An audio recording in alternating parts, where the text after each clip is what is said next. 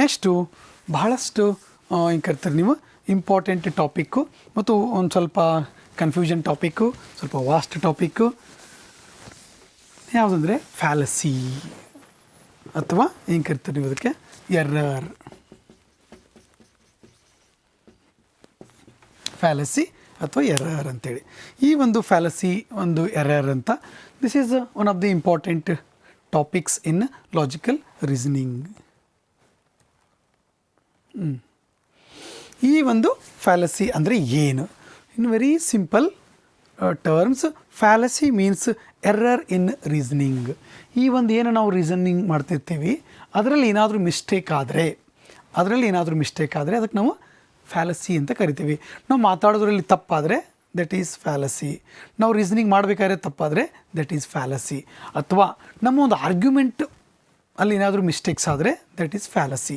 ತಪ್ಪು ಆರ್ಗ್ಯುಮೆಂಟ್ ಆದರೆ that is fallacy. ಅಂದರೆ ನಾವೇನು ಕರಿತೀವಿ ಅದಕ್ಕೆ ಎರರ್ಸ್ಗಳು, ಮಿಸ್ಟೇಕ್ಗಳು ಆಗ್ತಿರ್ತವೆ. ಇವಾಗ ಏನಾಗ್ತೈತಿ ಅಂತಂದರೆ fallacy means error in reasoning. Fallacies are mistaken beliefs based on the unsound arguments. So ಕಾರಣಗಳು ಬಹಳಷ್ಟಿದ್ದಾವೆ. There are so many reasons for fallacy, but there are many like based on unsound argument. ನಮ್ಮ ಪ್ರಿಮೈಸ್ಗಳು ತಪ್ಪಿದ್ದು conclusion ತಪ್ಪಾರು that is fallacy. They derive from reasoning that is logically incorrect, thus undermining an arguments validity. So ಇಲ್ಲೇನು ಪ್ರಿಮೈಸ್ಗಳು ತಪ್ಪಾದರೆ ಕನ್ಕ್ಲೂಷನ್ಗಳು ತಪ್ಪಾಗ್ತವೆ. So but on top of that sometimes fallacies are deliberate in order to manipulate someone. ಬೇರೆಯವರನ್ನು manipulate ಮಾಡಲಿಕ್ಕೆ ಬೇಕಂತ ನಾವು ಮಾಡ್ತೀವಿ. ಸಮ್ಟೈಮ್ಸ್ ಬೈ ಮಿಸ್ಟೇಕ್ ಫ್ಯಾಲಸಿಗಳು ಆಗ್ತವೆ. ಅವಾಗ ನಾವು ಅವುಗಳನ್ನು ಕರೆಕ್ಟ್ ಮಾಡ್ಕೊಳ್ಳಿಕ್ಕೆ ಮತ್ತೊಂದು ಫ್ಯಾಲಸಿಯನ್ನು, ಒಂದು ಸುಳ್ಳು ಮುಚ್ಚಲಿಕ್ಕೆ ಇನ್ನೊಂದು ಸುಳ್ಳನ್ನು ಹೆಂಗೆ ಹೇಳ್ತೀವೋ ಹಾಗೆ ಫ್ಯಾಲಸಿ ಮೇಲೆ ಫ್ಯಾಲಸಿಗಳು ಆಗ್ತಾ ಇರ್ತವೆ. ನೋಡಿ, sometimes fallacies are errors but can be tricks of reasoning. Fallacies and error of reasoning if it occurs accidentally. ಅಕಸ್ಮಾತ್ ತಪ್ಪಾದರೆ ತಪ್ಪು, ಬಟ್ ಸಮ್ಟೈಮ್ಸ್ ಇದು ಆಗ್ತದೆ. ನೋಡಿ, it's a trick of reasoning if a speaker or writer uses in order to deceive or manipulate his audience. ಏನಾದರೂ ತನ್ನ ತಪ್ಪನ್ನು ಮತ್ತೆ ಮುಚ್ಚಾಕಲಿಕ್ಕೆ ಮಾಡಿದರೆ ಅದು ಏನಾಗ್ತೈತಿ, ಟ್ರಿಕ್ ಆಗಿ ಕನ್ವರ್ಟ್ ಆಗ್ತೈತಿ. ಈ ಫ್ಯಾಲಸಿಯಲ್ಲಿ ನಾವು ಮುಖ್ಯವಾಗಿ ಎರಡು ಏನು ಮಾಡ್ತೀವಿ, ಪ್ರಕಾರಗಳನ್ನು ಗುರುತಿಸ್ತೀವಿ. There are two important types of fallacies, formal fallacy and informal. ಇವುಗಳಿಗೆ ನೀವು ಔಪಚಾರಿಕ ಅನೌಪಚಾರಿಕ ಅಂತ ಮಾಡಬೇಡ್ರಿ. ನಾವು ಔಪಚಾರಿಕ ಸಮಾಜಶಾಸ್ತ್ರ, formal sociology and informal school ಇದಾವಲ್ಲ, ಆ ರೀತಿ ಅಲ್ಲ ಇದು. So this is formal, this is informal. Formal means form, ರೂಪ, ಇದು content. So formal and informal fallacy ಅಂತ ನಾವು ಮಾಡ್ತೀವಿ. ನೋಡಿ, ವೆರಿ ಸಿಂಪಲ್. ಫಾರ್ಮಲ್ ಫ್ಯಾಲಸಿ ಅಂದರೆ ಫಾರ್ಮಲಿ ಮಿಸ್ಟೇಕ್ ಇದ್ದರೆ, ಅದರ ರೂಪದಲ್ಲಿ ಮಿಸ್ಟೇಕ್ ಇದ್ದರೆ, ಫಾರ್ಮಲ್ಲಿ ಏನಾದರೂ ಫಾಲ್ಟ್ ಇತ್ತು ಅಂದರೆ ಆ ಲಾಜಿಕ್ಕಿನ ಫಾರ್ಮಲ್ಲಿ ಫಾಲ್ಟ್ ಇತ್ತಂದರೆ it's a deductive argument that is invalid. It's pattern of reasoning is always wrong. ನೋಡಿ, it has a flaw in logical ಸ್ಟ್ರಕ್ಚರಲ್ಲಿ. ಇದು ನೆನಪಿಟ್ಕೊಂಡಿದ್ದು ಒಂದು ವರ್ಡ್. ಫಾರ್ಮಲ್ ಅಂದರೆ ಫಾರ್ಮಲ್ಲಿ ಮಿಸ್ಟೇಕ್ ಇದೆ. ಫಾರ್ಮಲ್ ಮಿಸ್ಟೇಕ್ ಬಿಟ್ಟು ಬೇರೆ ಕಡೆ ಮಿಸ್ಟೇಕ್ ಇತ್ತು ಅಂದರೆ that is informal. Very simple, very simple. If the mistake is in the form of the argument or logical structure of the argument, then it is called as formal mistake. So informal, other then formal mistakes, almost all the fallacies are comes under informal. So ಇದೊಂದು ಭಾಳ ಏನಂತಾರೆ ದೊಡ್ಡ topic. ಇಲ್ಲಿ ನಿಮಗೆ ಹೆಂಗೆ ಕರಿತೀರಿ, ನೀವು ಭಾಳಷ್ಟು ಕ್ವಶನ್ಸ್ಗಳು ಕೂಡ ಇದರಿಂದ ಬರ್ತವೆ. ಬಟ್ ಇಲ್ಲಿ ಏನಂತಂದರೆ ಒಂದು ಸ್ವಲ್ಪ ಇವೆಲ್ಲ ಇದ್ರ ಟರ್ಮ್ಸ್ ಇದ್ದಾವೆ. ಅದರ ಟರ್ಮ್ಸು ಲ್ಯಾಟಿನ್ ಟರ್ಮ್ಸ್ಗಳು ಜಾಸ್ತಿ ಇದ್ದಾವೆ. ನೋಡಿ, ಫಾರ್ಮಲಲ್ಲಿ ನಾವು ಭಾಳ ತಲೆ ಕೆಡಿಸ್ಕೊಳ್ಳೋದಿಲ್ಲ. We always concentrate on informal fallacies. ನೋಡಿ, ಒಂದೇದ್ದು girls have long hairs. So then Ramu has or Raju has long hair, therefore Raju is a girl. Logically it is correct, but ಇದು ಲಾಜಿಕಲಿನೇ ರಾಂಗ್ ಆಗಿದೆ. ಯಾಕೆ? ಇಲ್ಲಿ there is a disjunction between P1 and P2 and P and C. Predicate ಮತ್ತು ಕನ್ಕ್ಲೂಷನಲ್ಲಿ mistake ಇದೆ. So there is a mistake in the logical structure. ಅದಕ್ಕೆ ನಾವು ಇದರ ಫಾರ್ಮಲ್ಲಿ ಮಿಸ್ಟೇಕ್ ಇರೋದ್ರಿಂದ ಅದಕ್ಕೆ ಫಾರ್ಮಲ್ ಫ್ಯಾಲಸಿ ಅಂತ ಕರಿತೀವಿ. ಈ ಫಾರ್ಮ್ ಬಿಟ್ಟು ಬೇರೆ ಏನಾದರೂ ನೋಡಿ, all Europeans are Christians, all Russians are Christians, that's why all Russians are Europeans. So there is a mistake in form of this logic or logical structure. So in formal fallacy conclusion is not supported by the premise. ಈ conclusion ಇದೆಯಲ್ಲ, ಇದು ಯಾವತ್ತೂ ಪ್ರಿಮೈಸಿಗೆ support ಆಗಿರಬೇಕು, but ಇಲ್ಲಿ ಇರ್ತಕ್ಕಂಥದ್ದು support ಆಗಿಲ್ಲ. ಅದಕ್ಕೆ ನಾವು ಹಿಂಗೆ ಕರಿತೀವಿ ಫಾರ್ಮಲ್. ಇಲ್ಲಿ ಫಾರ್ಮಲ್ ಅಂದರೆ ಔಪಚಾರಿಕ ಅನೌಪಚಾರಿಕ ಅಲ್ಲ. ಫಾರ್ಮ್ ಅಂದರೆ ಅದರ ರೂಪ, ಅದರದ ಹೊರಗಡೆಯ ಸ್ಟ್ರಕ್ಚರ್, ಲಾಜಿಕಲ್ ಸ್ಟ್ರಕ್ಚರ್. ಇನ್ಫಾರ್ಮಲ್ ಫ್ಯಾಲಸಿಗಳು ಹೆಂಗಾಗ್ತವೆ ಅಂತಂದರೆ ನೋಡಿ, it's error in reasoning found in the content of the argument. ಅಲ್ಲಿ ಫಾರ್ಮ್, ಇಲ್ಲಿ ಕಂಟೆಂಟ್. ಸೋಷಾಲಜಿಲಿ ಬರುತ್ತೆ ಫಾರ್ಮಲ್ ಸೋಷಾಲಜಿ ಅಂತೇಳಿ. ಅಲ್ಲಿ George Simmel he talks about form and content.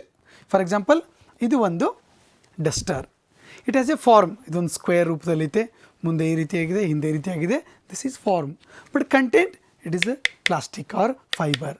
So ಅದೇ ರೀತಿ ಫಾರ್ಮಲ್ಲಿ ಮಿಸ್ಟೇಕ್ ಇದ್ದರೆ ಫಾರ್ಮಲ್ಲು, ಕಂಟೆಂಟಲ್ಲಿ ಮಿಸ್ಟೇಕ್ ಇದ್ದರೆ ಇನ್ಫಾರ್ಮಲ್ಲು, ಔಪಚಾರಿಕ. ಅದಕ್ಕೆ ನಾನು ಹೇಳೋದು ನಿಮ್ಗೆ, ಯಾಕೆ ಇಂಗ್ಲೀಷಲ್ಲಿ ನೀವು ನೆನಪಿಟ್ಕೋಬೇಕಂದ್ರೆ ಇದ್ರ ಸಲುವಾಗಿ. ಅಲ್ಲಿ ಅಕಸ್ಮಾತ್ ಔಪಚಾರಿಕ ಅಂತ ಕನ್ನಡದಲ್ಲಿ ಬಂದುಬಿಡುತ್ತೆ. ಇನ್ಫಾರ್ಮಲ್ ಅಂದರೆ ಆಟೋಮೆಟಿಕಲಿ ಔಪಚಾರಿಕ ಅಂತ ಬರುತ್ತೆ. ಔಪಚಾರಿಕಕ್ಕೂ ಕಂಟೆಂಟ್ಗೂ ಯಾವುದೇ ಸಂಬಂಧ ಇಲ್ಲ. ದಟ್ಸ್ ವೈ ಈ ಪದಗಳನ್ನು ಇಂಗ್ಲೀಷಲ್ಲೇ ನೆನಪಿಟ್ಕೊಳ್ಳಿ. ಸೊ ಇಲ್ಲಿ ಕಂಟೆಂಟ್ ಮಿಸ್ಟೇಕ್ ಇದ್ದರೆ, ಕಂಟೆಂಟ್ ಮಿಸ್ಟೇಕು ಇದ್ದರೆ ಇದರಲ್ಲಿ ನಿಮಗೆ ಸುಮಾರು ಒಂದು 20ರಿಂದ 30 ಥರದ ಫ್ಯಾಲಸಿಗಳು ಬರ್ತವೆ. ಎಷ್ಟು?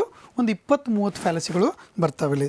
ದಟ್ಸ್ ವೈ ಈ ನೀವು ಯಾವ ರೀತಿ ಇದನ್ನು ಸ್ಟಡಿ ಮಾಡ್ತೀರಿ ಅನ್ನೋದು ಭಾಳಷ್ಟು ಇಂಪಾರ್ಟೆಂಟ್ ಆಗುತ್ತೆ. ಅದಕ್ಕೆ ನಿಮಗೆ ಮೇಜರ್ ಒಂದಿಷ್ಟು ನಾನು ಹೇಳ್ಕೊಡ್ತೀನಿ, ಉಳಿದಿದ್ದನ್ನು ನೀವು ನೋಡಿಕೊಡ್ರಿ, ಅಥವಾ ಎಷ್ಟು ಸಾಧ್ಯವೋ ಅಷ್ಟು ನಾವಿಲ್ಲಿ ಬಿಡಿಸೋಣ. ಮೊದಲನೇದು ಇನ್ಫಾರ್ಮಲ್ ಫ್ಯಾಲಸಿ. ಮೊದಲನೇ ಫ್ಯಾಲಸಿ ಯಾವುದು ಅಂತಂದರೆ ಆಂಬಿಗ್ಯುಟಿ ಫ್ಯಾಲಸಿ ಅಂತ ನಾವು ಕರಿತೀವಿ, ಅಥವಾ ಫ್ಯಾಲಸಿ ಆಫ್ ಇಕ್ವಿವೋಷನ್ ಅಂತಲೂ ಕೂಡ ಕರಿತೀವಿ. ಈ ವರ್ಡ್ಗಳನ್ನ ಸ್ವಲ್ಪ ನೆನಪಿಟ್ಕೊಳ್ಳೋದು ನಿಮ್ಮ ಏನು ಕರಿತೀರಿ ಜವಾಬ್ದಾರಿ, ಅಥವಾ ನಿಮ್ಮ. ಇದಕ್ಕಿಂತ ಮುಂಚೆ ಒಂದು ಟಾಪಿಕ್ ಇತ್ತು. ಸೊ ಆ ಟಾಪಿಕ್ಕನ್ನು ಹೇಳಿಬಿಟ್ಟು ಈ ಫ್ಯಾಲಸಿಗೆ ಹೋದರೆ ಚೆನ್ನಾಗಿರುತ್ತೆ ಅಂತ. ಅದು ನಿಮ್ಮ ಸಿಲೆಬಸ್ಸಲ್ಲಿ ಇಲ್ಲ, ಬಟ್ ಅದನ್ನು ಸ್ವಲ್ಪ ಹೇಳ್ಬಿಡ್ತೇನೆ. I am extremely sorry. ಇರಲಿ, ಏನು ತೊಂದರೆ ಏನಿಲ್ಲ. ಅದು ಎಕ್ಸಾಮಲ್ಲಿ ಇಲ್ಲ, ಇದು ಸಿಲೆಬಸ್ಸಲ್ಲಿ ಇಲ್ಲ, ಬಟ್ ಎಕ್ಸಾಮ್ ನಿಮ್ಗೆ ಏನು ಮಾಡ್ತಾರೆ ಎಕ್ಸಾಮಲ್ಲಿ ಅಂದ್ರೆ they will give a sentence. They will give a sentence. ಆ sentence which type of sentence ಅಂತ ಕೇಳ್ತಾರೆ. ಇಲ್ಲಿ ನಿಮಗೆ 4 ಆಪ್ಷನ್ಗಳು ಬರ್ತವೆ. ಒಂದು ಫ್ಯಾಕ್ಟ್, ಇನ್ನೊಂದು ಒಪಿನಿಯನ್, ಇನ್ನೊಂದು ಬಿಲೀಫ್, ಇನ್ನೊಂದು ಪ್ರಿಜುಡೈಸ್. ಸೊ ಒಂದು ಸ್ವಲ್ಪ ಏನಾಗಲ್ಲ. ಏನಂದರೆ they will give a statement, they will ask you whether this statement is a fact or opinion or belief and prejudice. Usually ನೆಟ್ಟಲ್ಲಿ ಒಂದು ಕ್ವಶನ್ ಆಲ್ಮೋಸ್ಟ್ ಫಿಕ್ಸ್ ಇರುತ್ತೆ ಇದು. ಹಾಗಾದರೆ how to identify the given statement whether it is fact or opinion or belief or prejudice. ಇದರಲ್ಲಿ ನೀವು ನಾನು ಹೇಳ್ಕೊಡ್ತೀನಿ ಟಿಪ್ಸನ್ನೀಗ, but you have to use your discretion. ನಿಮ್ಮ ವಿವೇಚನೆಯನ್ನು ಇಲ್ಲಿ ನೀವು ಬಳಸ್ಕೊಂಡು ಇದನ್ನು ನೀವು ಬಿಡಿಸ್ಬೇಕಾಗ್ತತಿ. ಯಾಕೆ ಅಂತಂದರೆ ಮೋಸ್ಟ್ ಆಫ್ ದಿ ಟೈಮ್ಸು ಅದು ಬಿಲೀಫು, ಪ್ರಿಜುಡೈಸು, ಒಪಿನಿಯನ್ ಅನ್ನೋದು ಇಟ್ ಈಸ್ ವೆರಿ ಏನು ಕರಿತಾರೆ ನೀವು ನುವಾನ್ಸ್, ಸ್ವಲ್ಪ ಚೇಂಜ್ ಇರುತ್ತೆ ಅಷ್ಟೇ. ಅದಕ್ಕೋಸ್ಕರ ಕೊಟ್ಟಂಥ ಸ್ಟೇಟ್ಮೆಂಟ್ ಯಾವುದು ಅದಕ್ಕೆ ಹೋಗೋಕ್ಕಿಂತ, ಫಾರ್ ಎಕ್ಸಾಂಪಲ್ ನಾನು ಹೇಳ್ತೀನಿ ನೋಡಿ, ಈಗ ನಾನು ಹೇಳ್ತೀನಿ ಏನಂದರೆ English is an inevitable or invaluable asset in international communication. ನೀವು ಅಂತಾರಾಷ್ಟ್ರೀಯ ಮಟ್ಟದ ಕಮ್ಯುನಿಕೇಷನ್ ಮಾಡಬೇಕಂದ್ರೆ ಇಂಗ್ಲೀಷಿನ ಬೆಲೆ ಕಟ್ಟದಾಗಷ್ಟದ್ದು ವ್ಯಾಲ್ಯೂ ಐತೆ. ಇದು ಏನು ಫ್ಯಾಕ್ಟಾ, ಒಪಿನಿಯನಾ, ಬಿಲೀಫಾ, ಪ್ರಿಜುಡೈಸಾ? ಈಗ ನೀವು ಜಡ್ಜ್ ಮಾಡಬೇಕಂದ್ರೆ ಏನು ಮಾಡಬೇಕು? ನಾನು ಒಂದಿಷ್ಟು ವಿಷಯಗಳನ್ನ ಹೇಳ್ತೀನಿ, but finally in the examination hall you should think, you should use your discretion power. ನಿಮ್ಮ ವಿವೇಚನ ಅನ್ನು ಬಳಸ್ಕೊಂಡು ನೀವು ಮಾಡಬೇಕಾಗ್ತೈತಿ. ಭಾಳ ಕೇರ್ಫುಲ್ಲಾಗಿ ಮಾಡಬೇಕಾಗ್ತದೆ. ಬಟ್ ವೆರಿ ಸಿಂಪಲ್, 1 ಮಾರ್ಕ್ಸ್ ನಿಮಗೆ ಪಾಕೆಟಲ್ಲಿ ಇದ್ದಂಗೆನೇ. ಮೊದಲನೇದು ಫ್ಯಾಕ್ಟ್ ಅಂದರೆ ಏನು? ಫ್ಯಾಕ್ಟ್ ಅಂದರೆ ಏನು? ರಿಸರ್ಚಲ್ಲಿ ನಮ್ಮ ಓಂ ಗಣೇಶ ಎನ್ನುವ ಪದ ಇದು. ಫ್ಯಾಕ್ಟ್ ಅಂದರೆ ಎನಿ ವೆರಿಫೈಬಲ್ ಎವಿಡೆನ್ಸ್, ನಮಗೆ ಕಣ್ಣಿಗೆ ಕಂಡಂತಹ ವಿಷಯ. So this is A marker, this is a fact. It is or its ink is in black color. It's a fact because I can verify it, I can sense it, I can see that one with my senses. So which can be experienced, which can be said, or which is certain, that is fact. That is fact. Or it what you call it is known for its certain to have happened.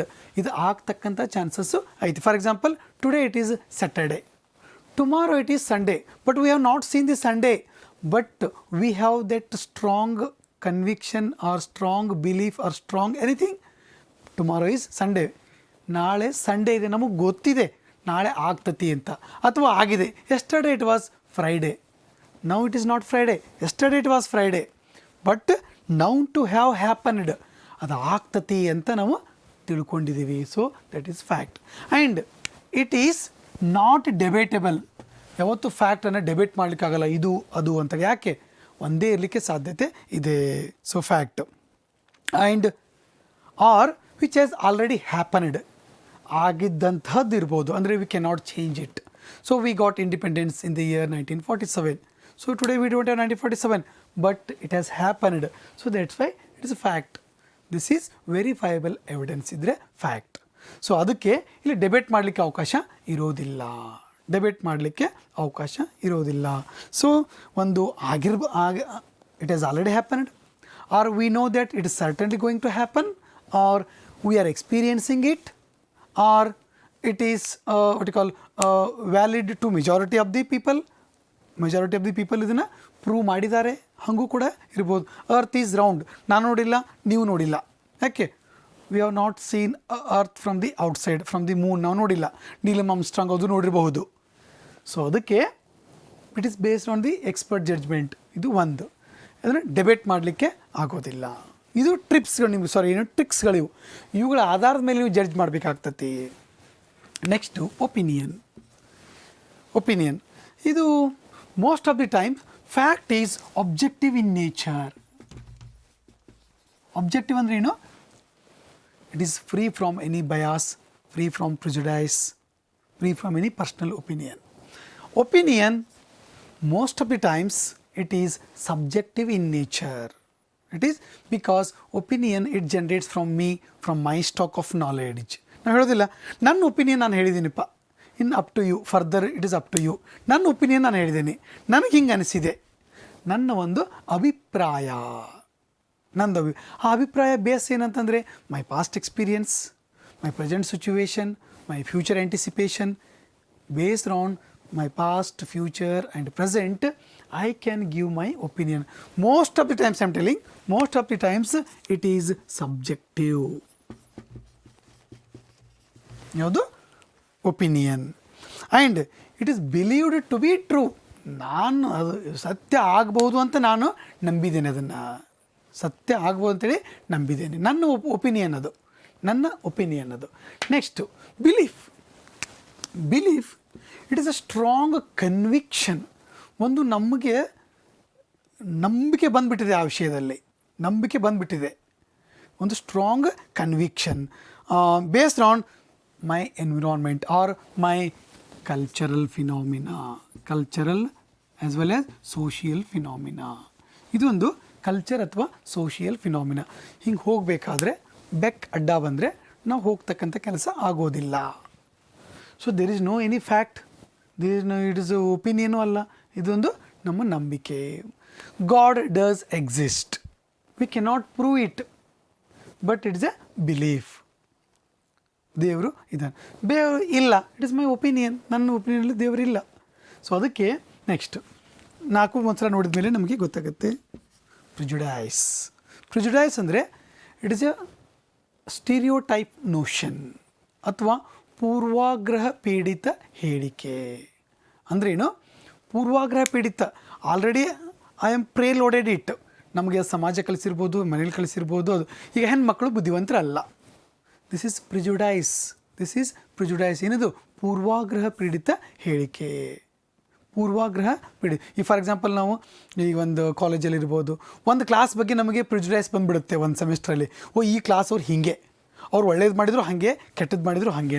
ಅಂದರೆ it is a preloaded argument. So ಒಂದು ಕೊಟ್ಬಿಟ್ಟು ಕೇಳ್ತಾರೆ. For example, ಎಲ್ಲರೂ mask ಧರಿಸೋದ್ರಿಂದ we can curb the spread of ಕೋವಿಡ್-19. ಎಲ್ಲರೂ mask ಧರಿಸೋದ್ರಿಂದ by wearing mask we can curb the spreading of COVID-19. So this is a not my subjective opinion, it is a fact because it is proved. ಅದನ್ನು prove ಮಾಡಿದೆ. Opinion, ನನ್ನ ಒಪಿನಿಯನಲ್ಲಿ ಏನಾಗ್ತತಿ. Then ಬಿಲೀಫ್ಸಲ್ಲಿ ಬಹಳಷ್ಟು ನಮಗೆ ನಂಬಿಕೆಗಳು ಬರ್ತವೆ. ಸೊ ಬಿಲೀಫಲ್ಲಿ ಕೂಡ ನಾವು ಡೆಬೇಟನ್ನು ಮಾಡ್ಬೋದು, ಇದು ಸುಳ್ಳು, because it is very personal. Belief is always very personal.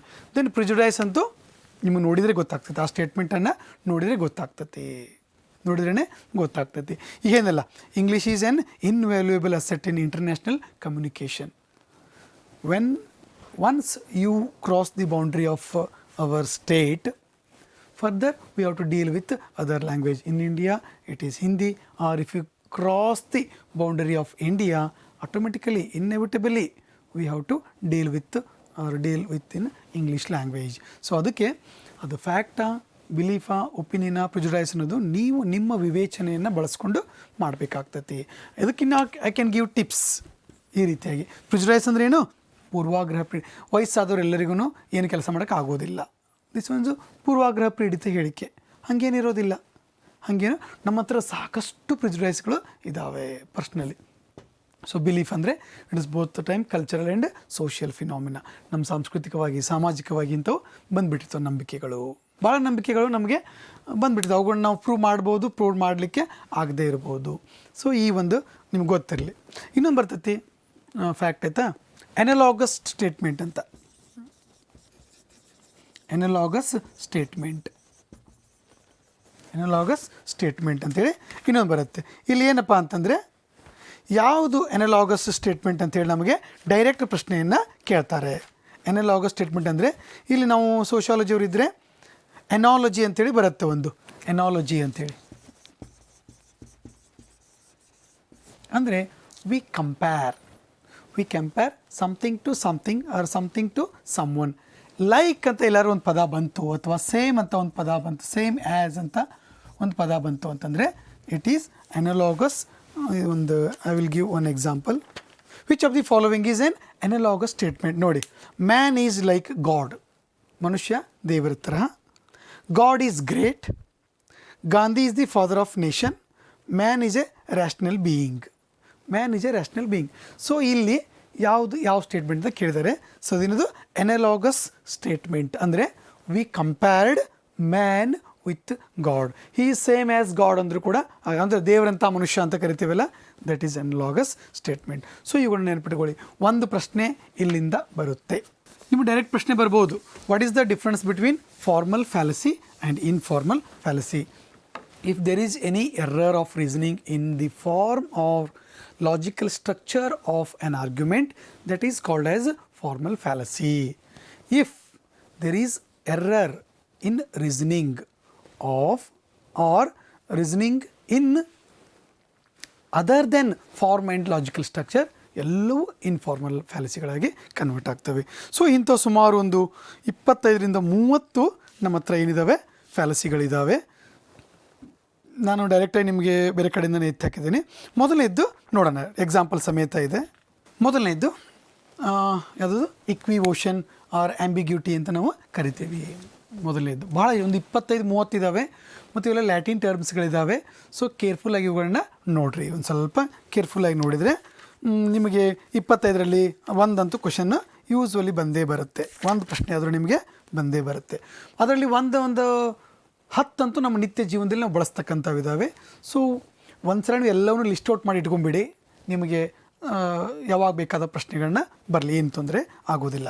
ಮೊದಲನೇದೇನೆಂದರೆ ಆ್ಯಂಬಿಗ್ಯೂಟಿ ಫಾಲಸಿ ಅಂತ ಕರಿತೀವಿ, ಅಥವಾ ಇಕ್ವಿವೊಕೇಷನ್ ಅಂತ ಕೂಡ ಕರಿತೀವಿ. ಇದಕ್ಕೆ ಆ್ಯಂಬಿಗ್ಯೂಟಿ ಅಂತಲೂ ಕೂಡ.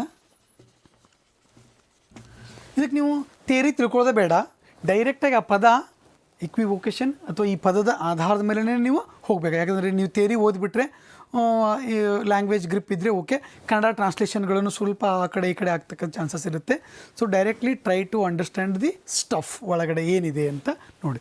ಹಾಗಂದರೆ ಏನು ಆ್ಯಂಬಿಗ್ಯೂಟಿ ಫ್ಯಾಲಸಿ ಅಂತ ಕರಿತೀವಿ. ಹಿಯರ್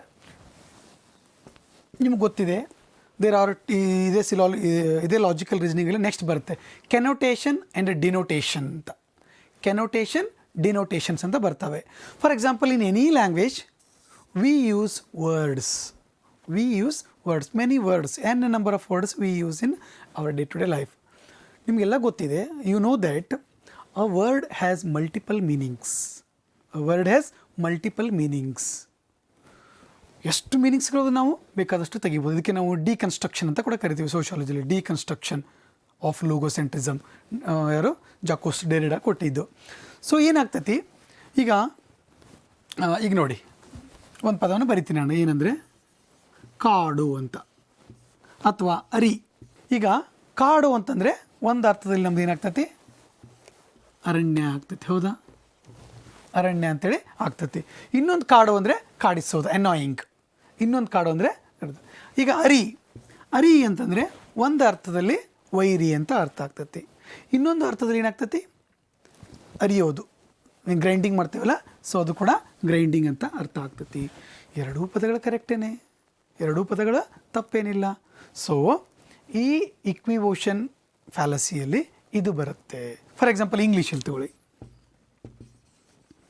ಲೈಟ್ ಅಂದರೆ ಬೆಳಕು, ಲೈಟ್ ಅಂದರೆ ಬೆಳಕು, ಇದು ಒಂದು ಅರ್ಥ. ಇನ್ನೊಂದು ಲೈಟ್ ಅಂದರೆ ಲೈಟ್ ವೆಯ್ಟ್, ಹಗುರವಾಗಿ ಇರ್ತಕ್ಕಂಥದ್ದು. ಎರಡೂ ಕರೆಕ್ಟೇನೆ. So in equivocation fallacy, one word gives different meaning in premise 1 and premise 2 and conclusion. ಕನ್ಕ್ಲೂಷನಲ್ಲಿ, ಪ್ರಿಮೈಸಲ್ಲಿ ಎಲ್ಲೋ ಒಂದು ಕಡೆಗೆ ಒಂದೇ ಪದ ಬಳಸ್ಕೊಂಡು ಬೇರೆ ಬೇರೆ ಅರ್ಥದಲ್ಲಿ ಅದನ್ನು ಬಳಸ್ಕೊಂಡಿದ್ರೆ it is called as equivocation or ambiguity in formal fallacy. ಹಾಗಂದರೆ ಏನಪ್ಪ ನೋಡೋಣ. ಒಂದೇ ಪದ ಒಂದು ಪ್ರಿಮೈಸಲ್ಲಿ ಬೇರೆ ಅರ್ಥ, ಇನ್ನೊಂದು ಪ್ರಿಮೈಸಲ್ಲಿ ಬೇರೆ ಅರ್ಥವನ್ನು ಕೊಟ್ಟರೆ, ಒಂದೇ ಪದ ಪ್ರಿಮೈಸಲ್ಲಿ ಒಂದು ಅರ್ಥ ಬೇರೆ, ಕನ್ಕ್ಲೂಷನಲ್ಲಿ ಒಂದು ಅರ್ಥ ಬೇರೆ, ಆರ್ ಪ್ರಿಮೈಸ್ 1ನಲ್ಲಿ ಒಂದು ಅರ್ಥ ಬೇರೆ, ಪ್ರಿಮೈಸ್ 2ದಲ್ಲಿ ಒಂದು ಅರ್ಥ ಬೇರೆ ಕೊಟ್ಟರೆ ಆಟೋಮೆಟಿಕ್ಕಾಗಿ ಕನ್ಕ್ಲೂಷನ್ನು ರಾಂಗ್ ಆಗಿ ಹೋಗುತ್ತೆ. ಸೊ ಅದಕ್ಕೆ ನಾವೇನು ಕರಿತೀವಿ, ಇಕ್ವಿವೊಕೇಶನ್ ಆರ್ ಆಂಬಿಗ್ಯೂಟಿ ಅಂತ ಕರಿತೀವಿ. ಈಗ P1 P2 ಕನ್ಕ್ಲೂಷನ್ ನೋಡಿ. A feather is light, light, okay. Light things cannot be dark, things cannot be dark. Therefore a feather cannot be dark. A feather cannot be dark. Logically it is correct because ನಮ್ಗೆ ಅದು ಸಂಬಂಧ ಇಲ್ಲ. ಈಗ now we are dealing with the content. Informal fallacies are dealing with the content of the argument.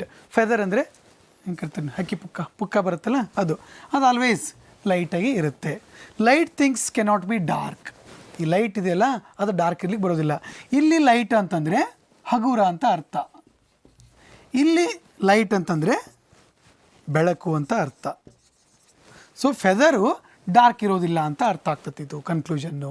That's why a single word, single term gives different meaning in different statement. That's why it is called as fallacy. ಆಯ್ತು, ಇಲ್ಲಿ ಏನಾಯ್ತು, ಈಗ ಇದು ಏನಾಯಿತು, ನಮ್ಮೆಲ್ಲ structure wrong ಆಯಿತು. So ಇದು ಇಕ್ವಿವೊಕೇಶನ್ ambiguity ಅಥವಾ ಇಕ್ವಿವೊಕೇಶನ್ ಏನು ಕರಿತಾರೆ, ಇದಕ್ಕೆ ಫ್ಯಾಲಸಿ ಅಂತ ಕರಿತೀವಿ. ಇದು ವೆರಿ ಸಿಂಪಲ್ ಆಗಿದೆ, ನೋಡ್ಲಿಕ್ಕೂ ಕೂಡ ಏನು ಕೂಡ ಗೊತ್ತಾಗಲ್ಲ. ಇನ್ನೊಂದು ಇದೆ ನೋಡಿ, ಇನ್ನೊಂದು ಎಕ್ಸಾಂಪಲ್ಸನ್ನು ಕೊಟ್ಟಿದ್ದೀನಿ. Noisy childrens are really headache.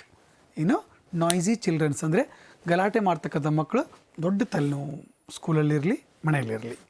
ನೋಡಿ, ಒಂದು ನೀವು ಆಸ್ಪಿರಿನ್ ಟ್ಯಾಬ್ಲೆಟನ್ನು ತಗೊಂಡ್ರೆ ಹೆಡೇಕಿಂದ ದೂರ ಆಗ್ತೈತಿ, ಹೌದಾ? Aspirin tablet will make headache go away. Therefore aspirin tablet will make noisy children go away. ಇಲ್ಲಿ ನಾಯ್ಸಿ ಚಿಲ್ಡ್ರನ್ನು, ಹೆಡೇಕು ಎಲ್ಲ ಬೇರೆ ಬೇರೆ ಅರ್ಥದಲ್ಲಿ ಅವರು ಬಳಸಿಬಿಟ್ಟಿದ್ದಾರೆ. ಒಂದೇ ಪದ ಬೇರೆ ಬೇರೆ ಪ್ರಿಮೈಸಸ್ಸಲ್ಲಿ, ಕನ್ಕ್ಲೂಷನಲ್ಲಿ ಬೇರೆ ಅರ್ಥ ಕೊಟ್ಟರೆ that is called as equivocation or ambiguity. ಏನು ಕರಿತೀವಿ, ಇದಕ್ಕೆ ಫ್ಯಾಲಸಿ ಅಂತ ನಾವು ಕರಿತೀವಿ. ಕ್ಲಿಯರ್?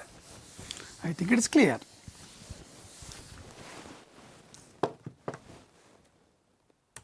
ನೆಕ್ಸ್ಟ್ ಇನ್ನೊಂದು ಬರ್ತೈತಿ, fallacy of division and composition. ಇದನ್ನು ವಿಭಾಗೀಯ ಫ್ಯಾಲಸಿ ಅಂತೆಲ್ಲ ಏನು ಮಾಡೋಕ್ಕೆ ಹೋಗಬೇಡಿ. ವಿಭಾಗೀಯ ಫ್ಯಾಲಸಿ ಅಂದ್ರೇನು, ತಪ್ಪು ಅಥವಾ ರಾಂಗ್ ರೀಸನಿಂಗ್ ಅಂತ ಅರ್ಥ. ಡಿವಿಷನ್ ಮತ್ತು ಕಾಂಪೋಸಿಷನಲ್ಲಿ ಏನು ಬರುತ್ತೆ ಇಲ್ಲಿ ನೋಡಿ, ಸಿಂಪಲ್ ನೆನಪಿಟ್ಕೊಳ್ಳಿ. ಏನಿಲ್ಲ, ಇದು ಸ್ಟಫನ್ನು ನೀವು ನೆನಪಿಟ್ಕೋಬೇಕು. It moves from whole to part. ಇಷ್ಟು ನೆನಪು, ಒಂದು word division, whole to part. Sometimes error happens. ಹೆಂಗಾಗ್ತತಿ ಎರರ್ ಅಂತಂದರೆ, ಈಗ ನಮಗೆ ಈ ಹೋಲ್ ಬಗ್ಗೆ we know something about the hole.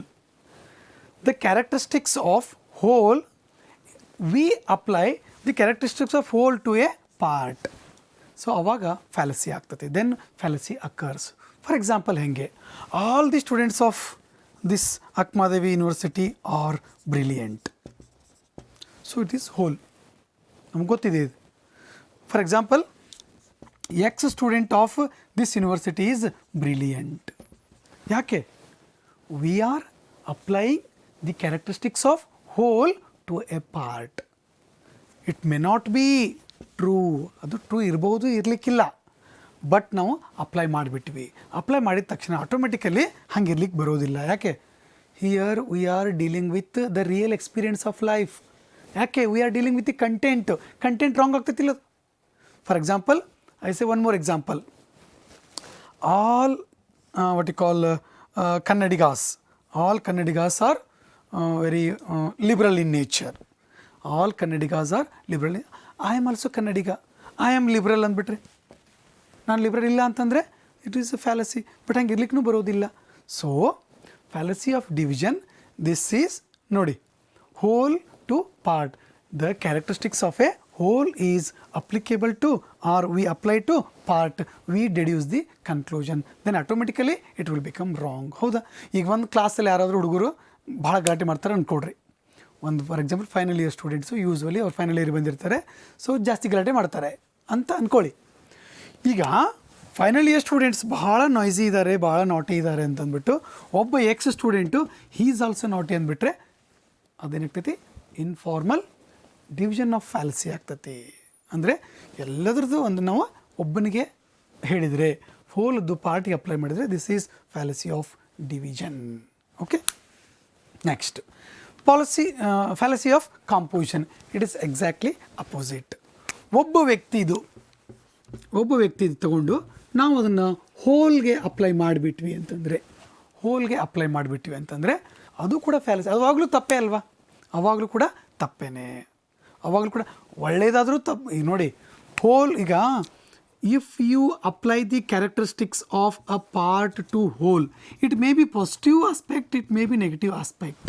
For example, if I see a man is very kind hearted, very compassionate, and automatically I can say that all the family members of this man is like him only, like they are compassionate, they are very what you call compassion and liberal and very moral andbitre, that is also wrong.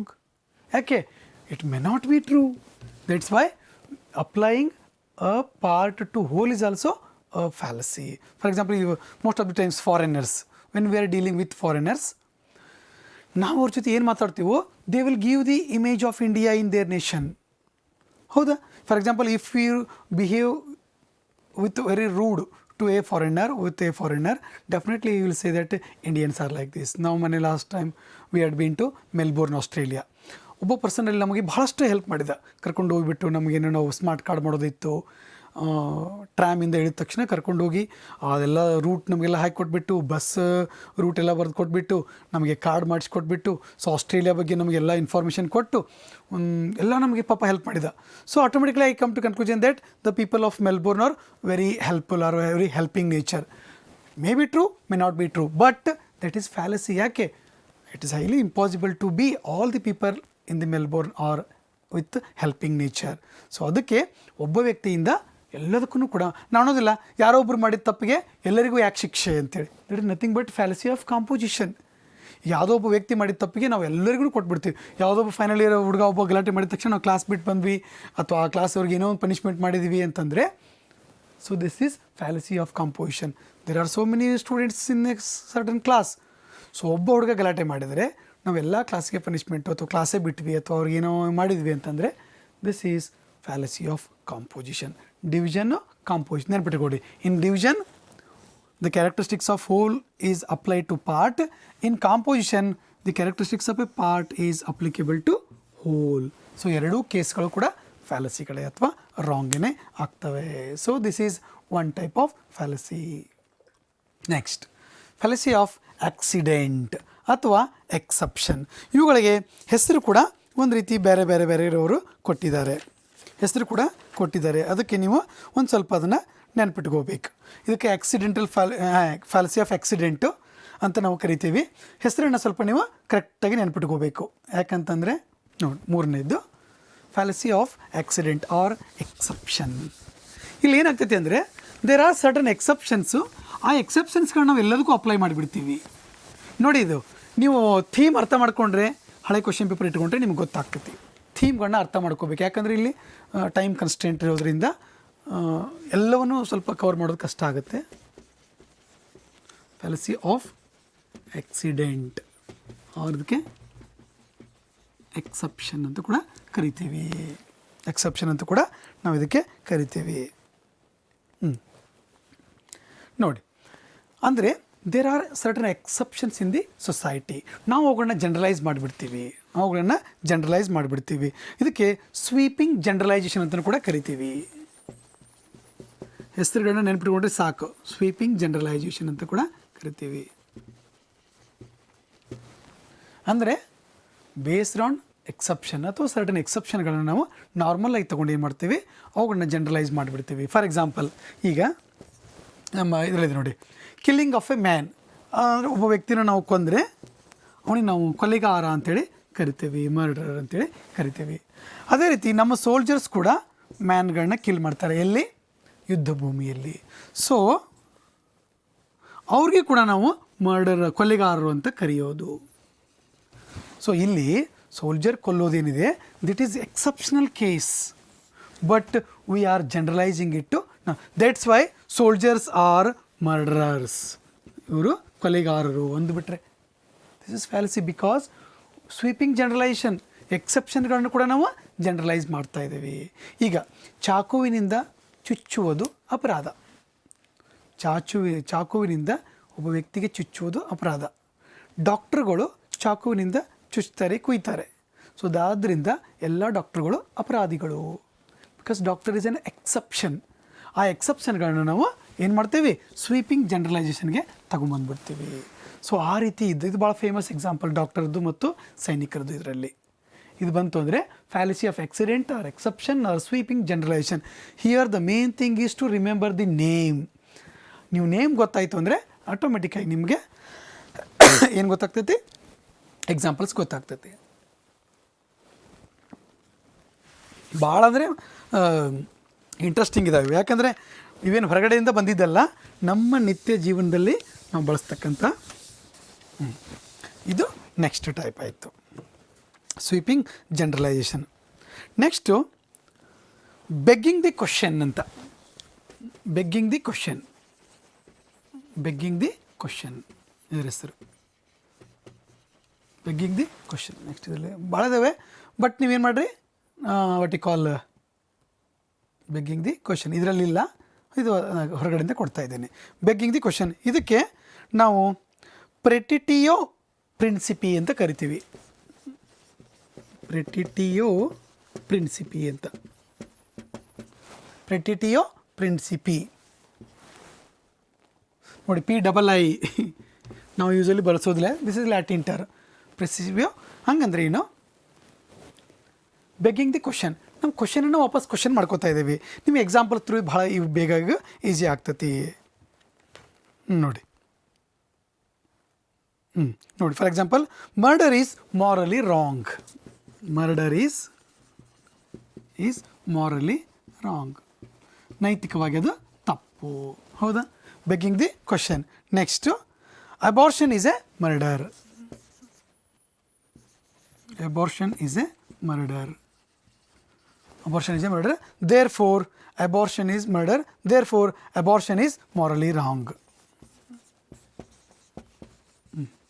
ಇಲ್ಲಿ ಏನು ಹೊಸದು ಮಾಡಲಿಲ್ಲ, ನಾವು ಅದನ್ನೇ ಸುತ್ತಿ ಬಳಸಿ ಹೇಳಿದ್ವಿ. Murder is morally wrong, abortion murder. So abortion ಕೂಡ ಅದು ಮಾರಲಿ ರಾಂಗ್. ಅಂದರೆ ಇದೇ ಪ್ರಶ್ನೆಯನ್ನು ಹೊಳೆ ಸುತ್ತಮುತ್ತ ಅದನ್ನೇ ಪ್ರಶ್ನೆಯನ್ನು ಕೇಳಿದ್ವಿ ನಾವು. So we revolve around the same question here.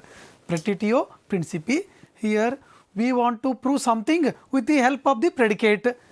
Conclusion ಅದೇ ಇರ್ತೈತಿ, ಪ್ರೆಡಿಕೇಟು ಕೂಡ ಅದೇ ಇರ್ತೈತಿ. ಅಂದರೆ ಇಲ್ಲಿ ಯಾವುದೇ ಹೊಸದಿರೋದಿಲ್ಲ. We beg the same question ಅಂತ. ಸೊ ಈ ರೀತಿಯಾದ ಪ್ರಶ್ನೆಗಳು ಬರ್ತವೆ. ಇನ್ನೊಂದು ಬಂದಿತ್ತು, ಅದರಲ್ಲಿ ಇರಬೇಕದು. ಒಂದು ನಿಮಿಷ ಇರಲಿ. ಸೊ ಒಂದೊಂದು ಮಾಡಬೇಕು, ಯಾಕಂದ್ರೆ ಭಾಳ ಇದ್ದಾವೆ. ಸೊ ನಾನು ಎಲ್ಲರೂ ಬಿಡಿಸ್ಬೇಕಂತ ಪ್ಲ್ಯಾನ್ ಮಾಡಿದ್ದೀನಿ. That's why. Okay, next slothful fallacy. ಭಾಳ ಚಂದ ವಿಚಿತ್ರವಾದ ಹೆಸರುಗಳು ಇದರಲ್ಲಿ ಇದ್ದಾವೆ.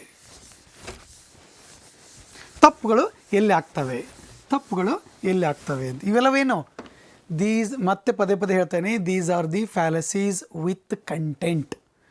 ಅದರ ರೂಪದಲ್ಲಿ ನಿಜವಾಗಿ ತಪ್ಪಾಗ್ತಾ ಇದ್ದಾವೆ ಅಂತ ಅರ್ಥ. ನಿಜವಾಗಿ ತಪ್ಪಾಗ್ತವೆ ಅಂತ ಅರ್ಥ. ನೋಡಿ ಯಾವುದಿದು ಸ್ಲೋತ್ಫುಲ್ ಫ್ಯಾಲಸಿ. SLOTHFUL.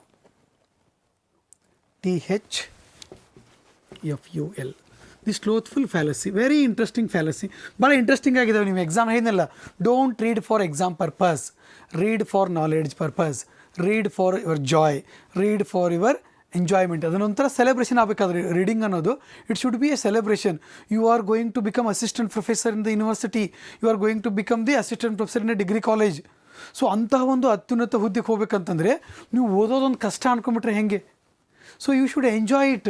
ಇದೆಲ್ಲ ಹೊಸದು ಕಲೀಲಿಕ್ಕೆ ಆಗೋದೇ ಇಲ್ಲ ನಿಮಗೆ. ಇದೇ ಒಂದು ಅವಕಾಶ ಸೇರಿ ಕಲ್ತೋಯ್ತು. ಇಲ್ಲಾಂದರೆ ನೀವು ಒಂದು ಸಲ ಸರ್ವಿಸ್ ಸೇರಿದ ಮೇಲೆ ಇದೆಲ್ಲ ಏನು ಮಾಡಲಿಕ್ಕೆ ಆಗೋದಿಲ್ಲ. That's why you should celebrate it. So the slothful fallacy. ಇಲ್ಲಿ ಏನಪ್ಪ ಹಿಂಗಂತಂದರೆ ಇದೊಂಥರ prejudiced fallacy. There are certain, ಏನು ಕರ್ತೀರಿ ನೀವು, signs in front of you of reality. ನಿಮ್ಮ ಹತ್ರ there are certain signs of reality with you, but you are preloaded that you are going to disprove them. ಇಲ್ಲ ಹಂಗಾಗ್ತಾ ಇಲ್ಲ ಅಂತ. Means that argument it is giving signs of reality. ನಿಮಗದು reality ಕೊಡ್ತಾ ಇದೆ, but you are not ready to accept it. So that is slothful. For example ಒಂದು political example ಕೊಡ್ತೇನೆ. ಈಗ ಅಚ್ಚೇ ದಿನ ಬರುತ್ತೆ ಅಂತ ಹೇಳಿದರು, ಹೌದಾ? ಅಚ್ಚೇ ದಿನ ಬರುತ್ತೆ ಅಂತ ಹೇಳಿದರು. ಸೊ ಒಂದು ಪಾರ್ಟಿಯವ್ರು ಹೇಳಿದರು. ಸೊ ಈಗ ನಾವು ಕೇಳ್ತಾ ಇದ್ದೇವೆ ವೇರ್ ಇಸ್ ಅಚ್ಚೇ ದಿನ್ ಅಂತೇಳಿ, but they are giving signs. Note ban ಮಾಡಿದ್ವಿ ನಾವು, GST ತೊಗೊಂಬಂದ್ವಿ, we brought so and so, ನಾವೆಲ್ಲ ಜನ್ಧನ್ ಯೋಜನೆಗಳನ್ನ ಮಾಡಿದ್ವಿ, ಬ್ಯಾಂಕ್ ಖಾತೆ ಮಾಡಿದ್ವಿ, DBT ಮಾಡಿದ್ವಿ, ಸೊ ವ್ಯಾಕ್ಸಿನೇಷನ್ಸ್ ಕೊಟ್ವಿ, ಸೊ ಕೋವಿಡ್ ಎಲ್ಲ ಇಷ್ಟೆಲ್ಲ ಒಳ್ಳೇದು ಮಾಡಿದ್ವಿ, this that and all. So there are signs of reality, but now still we are another party is telling no, this is not Achedin, this is not Achedin, this is not Achedin. So this is called slothful fallacy. ಅಂದ್ರೇನು? ಅದೇ ರೀತಿ ಈಗ for example ನಾನು ಬೆಳಗ್ಗೆ ಬೇಗ ಹೇಳ್ತೀನಿ, exercise ಮಾಡ್ತೀನಿ, ಯೋಗ ಮಾಡ್ತೀನಿ, ರನ್ನಿಂಗ್ ಮಾಡ್ತೀನಿ, ಇಷ್ಟೆಲ್ಲ ಮಾಡ್ತೀನಿ. So but still my parents ನನಗೆ ನೀನು ಸೋಂಬೇರಿ ಅಂತ ಬೈತಾರೆ. ನೀನು ಸೋಂಬೇರಿ ಇದ್ದೀನಿ, ನೀನು ಲೇಜಿ ಇದ್ದೀನಿ. ನಾನು ಹೇಳ್ತೀನಿ, ನಾನು ಬೆಳಿಗ್ಗೆ ಬೇಗ ಎದ್ದಿರ್ತೀನಿ, ಎಕ್ಸಸೈಸ್ ಮಾಡ್ತೀನಿ, ಯೋಗ ಮಾಡ್ತೀನಿ, ಇಷ್ಟೆಲ್ಲ ನಾನು ಮನೆ ಕೆಲಸ ಮಾಡ್ತೀನಿ, ಇಷ್ಟೆಲ್ಲ ಮಾಡಿದ್ರು ಕೂಡ they won't recognise it. Still ನಮಗೆ ಅವರು ಬೈಯೋದೇ ಇಷ್ಟೆಲ್ಲ ಆದರೂ ನೀವು ಎಷ್ಟು ಈಗ ನಾವೆಲ್ಲ ಈಗ I am gold medallist, I have cleared net 2 times, but still ನಮ್ಮನೆ ಬೈತೀರಿ ಎಷ್ಟು ಶಾಣ ಇದ್ದೀನಿ ನೀನು ಅಂತ. ಈ ಶಾಣ ಇಲ್ಲ ಅಂತ. Because these signs of reality they can't understand. So that's why it is called as slothful. ನಾವು ಅನ್ನೋದಿಲ್ಲ ಮನೇಲಿ ನಾವು ಎಷ್ಟೇ ಬುದ್ಧಿವಂತದ್ದು ಮನೇಲಿ ಮತ್ತು ನಾವು ಪೇರೆಂಟ್ಸಿಗೆ ದಡ್ರ ಥರನೇ ಕಾಣಿಸ್ತೀವಿ. ನಮ್ಮ ಮನೇಲಿ ಬೈತಾರೆ ಏನಂತೇಳಿ, ನೀನು ಶಾಣ ಇಲ್ಲ, ಇಷ್ಟೆಲ್ಲ ನಾನು JRF ಮಾಡ್ಕೊಂಡಿದ್ದೀನಿ, ಗೋಲ್ಡ್ ಮೆಡಲ್ ತೊಗೊಂಡಿದ್ದೀನಿ, ರ್ಯಾಂಕ್ ಬಂದಿದ್ದೀನಿ. They could not understand the sign of reality. So this is slothful fallacy. Fallacy of complex question, most fallacy of complex question. ಇಷ್ಟು ಚೆನ್ನಾಗಿದೆ ಇದು, fallacy of complex question. Here fallacy occurs, ಇದು most of the times ಕೋರ್ಟಲ್ಲಿ ಆಗ್ತದೆ. ಜಡ್ಜ್ಗಳು ಎದುರುಗಡೆ lawyer ವಾದ ಮಾಡಿಸ್ಬೇಕಾದ್ರೆ they will ask complex questions, they will ask very complex questions. For example journalism people, they will ask a question in such a way that the opponent or the person who is in front of him, he is maybe a politician, he is maybe a subject expert, they will elicit the same answer which they intended to elicit. ನನಗೆ ಯಾವ answer ಬೇಕೋ ಅದೇ ಆನ್ಸರನ್ನು ಪಡಿತಕ್ಕಂಥ ಪ್ರಶ್ನೆಗಳನ್ನ ನಾನು ಕೇಳ್ತೇನೆ ಅವ್ರಿಗೆ. So fallacy of complex question. Sometimes I ask a question, a complex question such a way that he cannot say yes, he cannot say no. ಎರಡೂ ಆನ್ಸರ್ಗಳು ಅವನನ್ನು ಟ್ರ್ಯಾಪ್ ಮಾಡ್ತವೆ. ಅಂತಹ ಪ್ರಶ್ನೆಗಳ ಒಂದು ಫ್ಯಾಲಸಿ ಇದು. For example, I ask a question, have you stopped smoking? Have you stopped smoking? ಹಿಂಗೆ ಕೇಳಿಬಿಟ್ರೆ, have you stopped cheating? Have you stopped drinking? ಇಲ್ಲಿ ಪ್ರಶ್ನೆ ಹೆಂಗಿದೆ ಅಂದರೆ, it is so complex. Have you stopped smoking? If is yes, then he was smoking. If it is no, then also he was smoking, then is continuing it. ಎರಡೂ ಕೇಳಿದ್ರು ಕೂಡ ತಪ್ಪೇನೆ. ನೀವು ಕಳ್ಳತನ ಮಾಡೋದನ್ನು ಬಿಟ್ಟಿದ್ದೀರಾ ಅಂತ ಕೇಳಿದ್ರೆ ಏನು ಹೇಳಬೇಕು ಅದಕ್ಕೆ answer? So it's a very complex question. Very complex question ಅಂದರೆ ಏನು? I have already predetermined he is doing that ಅಂತ. ಸೊ ಎಸ್ ಅಂದರೂ ಪ್ರಾಬ್ಲಮ್ಮು, ನೋ ಅಂದರೂ ಪ್ರಾಬ್ಲಮ್ಮು. ನಾಳೆ ನೀವು ವೈಟ್ ಡ್ರೆಸ್ ಹಾಕೊಂಬರ್ತೀಯಾ, ಯೆಲ್ಲೋ ಡ್ರೆಸ್ ಹಾಕೊಂಬರ್ತೀಯ ಅಂದರೆ you have only 2 choices. That's why fallacy of complex. So the question is in such a way that the opponent or the person in front of you, he forgets what to say. ಏನಂತ ಹೇಳಬೇಕು ಅನ್ನೋದನ್ನ ಅವನು ಮರ್ತು ಬಿಟ್ಟಿರ್ತಾನೆ. So this is fallacy of what you call complexion. Equivocation ಆಗಿದೆ. ಇದೊಂದು slippery slope, ಇದೊಂದು ಎಕ್ಸಾಮ್ಗೆ ಬರ್ತಕ್ಕಂಥ fallacy of complex. It is clear I think. Here we ask very complex question, very tricky question, so that we get the answer which we wanted to elicit from the opponent or opposite person. ನೋಡಿ, slippery slope ಇದೊಂದು ಏನಂತಂದರೆ ಒಂದು ರೀತಿಯ fallacy. Here we know the conclusion. The conclusion is already in our mind, but in order to prove our conclusion, we create array of premises. We create a bunch of premises. ಸಣ್ಣದು ಹೇಳೋದನ್ನೇ ಸಿಕ್ಕಾಪಟ್ಟೆ ಅದಕ್ಕೆ ಹೇಳಿ ನಾವೇನು ಮಾಡ್ತೀವಿ, P1, P2, P3, P4, P10 ವರೆಗೂ ತೊಗೊಂಡು we come to conclusion. We know that conclusion. Slippery slope means we create a slope in order to strengthen our conclusion.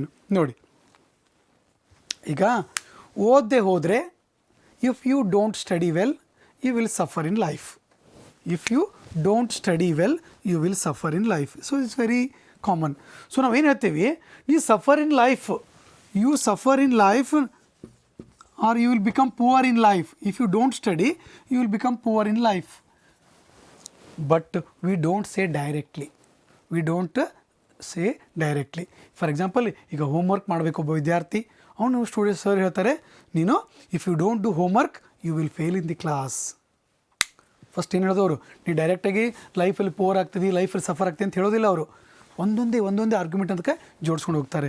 If you don't do your homework you will fail in the class. If you fail in the class you won't graduate. If you don't graduate you don't get into higher education. If you don't get into higher education, you don't go to college or university and you don't get good job. If you don't get good job, you will become poor and homeless or suffer in life. So ಇದು chain ರಿಯಾಕ್ಷನಲ್ಲಿ ಕುಡಿಸ್ಕೊತಾರೆ. ಯಾವುದೊಬ್ಬ, for example, an employee asks for promotion or an employee asks for salary hike.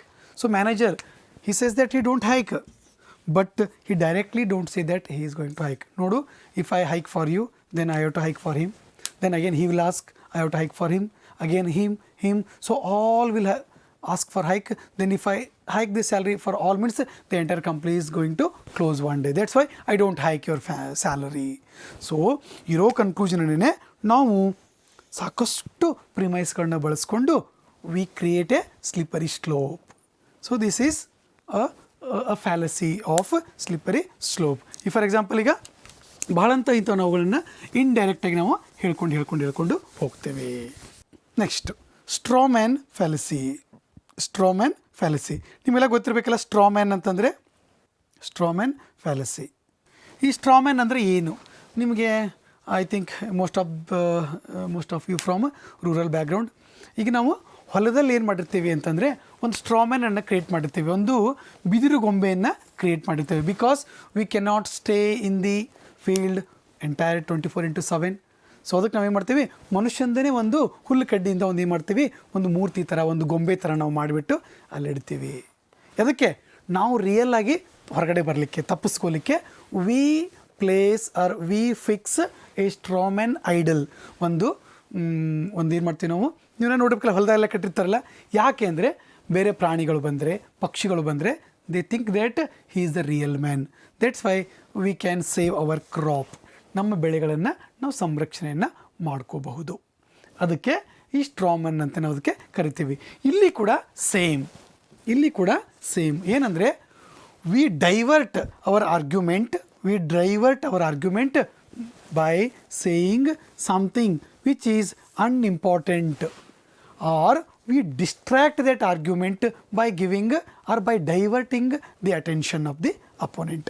ಎದುರುಗಡೆ ಇದ್ದಂಥ ವ್ಯಕ್ತಿಯ ಒಂದು attention ಮಾಡಲಿಕ್ಕೆ ನಾವೇನು ಮಾಡ್ಬಿಡ್ತೀವಿ, ಮೇನ್ ಇದ್ದಿದ್ದನ್ನು ಬಿಟ್ಟು ಯಾವುದೋ ಒಂದು ಕೆಲಸಕ್ಕೆ ಬರೋದನ್ನು ಸ್ಟ್ರಾಮನ್ನಲ್ಲಿ ತಂದು ಇಟ್ಬಿಡ್ತೀವಿ. ಅಂದರೆ ಫಾರ್ ಎಕ್ಸಾಂಪಲ್ ಈಗ just I will give an example. Parents ಮನೆಯಲ್ಲಿ ನಮಗೊಂದು ಕೆಲಸ ಹೇಳ್ತಾರೆ. So go to the shop, bring something. So parents mother or father, usually mother. So go to the shop and bring something. So first time she says, we ignore it. Second time we ignore it. Third time we ignore it. Finally she becomes furious. Then she says, how lazy you are. Even you can't go to a shop, you can't bring something. ನೀವು ಅಂಗಡಿಗೆ ಹೋಗೋದಿಲ್ಲ, ಏನಿಲ್ಲ, ಎಷ್ಟು lazy ಇದೀನಿ ಅಂದ್ಬಿಡ್ತೀವಿ. So ನಾವು ಹೋಗಿ ಏನು ಮಾಡ್ತೀವಿ, we in order to hide our fault, hide our mistake, we take that argument in a different direction. How you called me lazy? ನೀನು ನಂಗೆ ಲೇಜಿ ಹೆಂಗಂತ ಕರೆದಿ? I am such a active person. ನಾನು ಬೆಳಿಗ್ಗೆ ಅಷ್ಟು ಕೆಲಸ ಮಾಡ್ತೀನಿ, ಇಷ್ಟು ಕೆಲಸ ಮಾಡ್ತೀನಿ, ಅದನ್ನು ಮಾಡ್ತೀನಿ, ಇದನ್ನು ಮಾಡ್ತೀನಿ, ನೀ ಲೇಜಿ ಹೆಂಗೆ ಕರೆದಿ ನನಗೆ? ಸೊ ಇದು ಸ್ಟಾರ್ಟ್ ಆಯ್ತು ಅಲ್ಲಿಗೆ.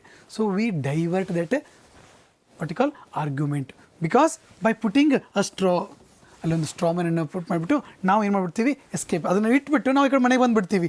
ಹೊಲದಲ್ಲಿ ಈ ಸ್ಟ್ರಾಮ್ಯಾನ್ ಇಟ್ಬಿಟ್ಟು ನಾವು ಹೊರಗಡೆ ಬಂದುಬಿಡ್ತೀವಿ, ಮನೆಗೆ ಬಂದುಬಿಡ್ತೀವಿ. ಇದೇನು ಅದನ್ನು ನೋಡ್ಕೊಳ್ತಾ ಇರ್ತೈತಿ ಪಕ್ಷಿಗಳನ್ನ. ಅದೇ ರೀತಿ ನಾವೊಂದು ಯಾವುದೋ ಒಂದು ಕೆಲಸಕ್ಕೆ ಬರೆದು ಆರ್ಗ್ಯುಮೆಂಟಲ್ಲಿ ಇಟ್ಬಿಟ್ಟು ಮೇನ್ ಆರ್ಗ್ಯುಮೆಂಟಿಂದ ನಾವು ಹೊರಗಡೆ ಬಂದುಬಿಡ್ತೀವಿ.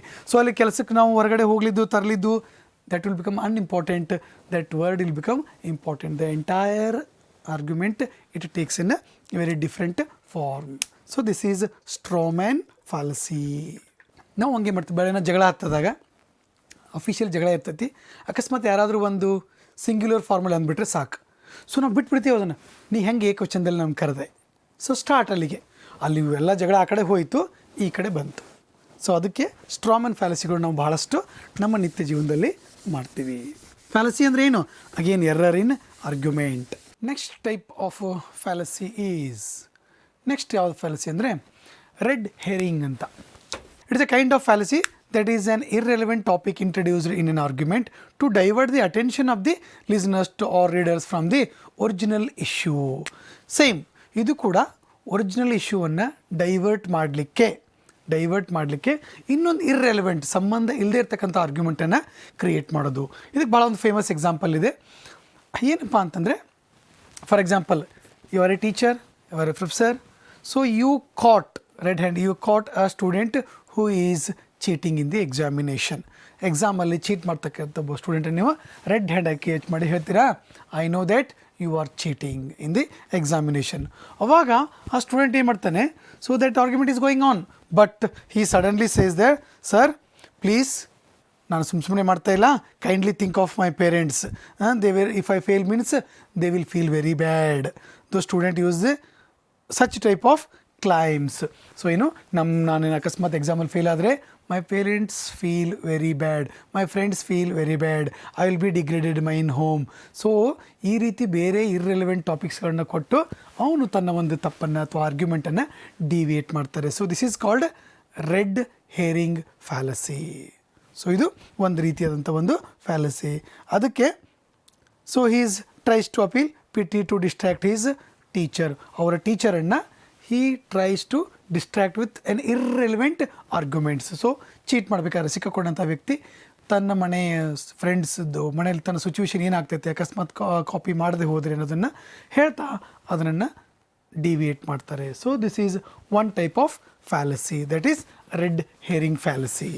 ಇದು ಭಾಳ ಕಡೆಗೆ ಕೇಳ್ತಾರೆ. Next argument ad populum. ad populum, POPULUM. ಇದೊಂದು most important type of fallacies, ad populum ಅಂತೇಳಿ. ಹಾಗಂದ್ರೆ ಏನು? So in certain cases we do not have any idea about the issue.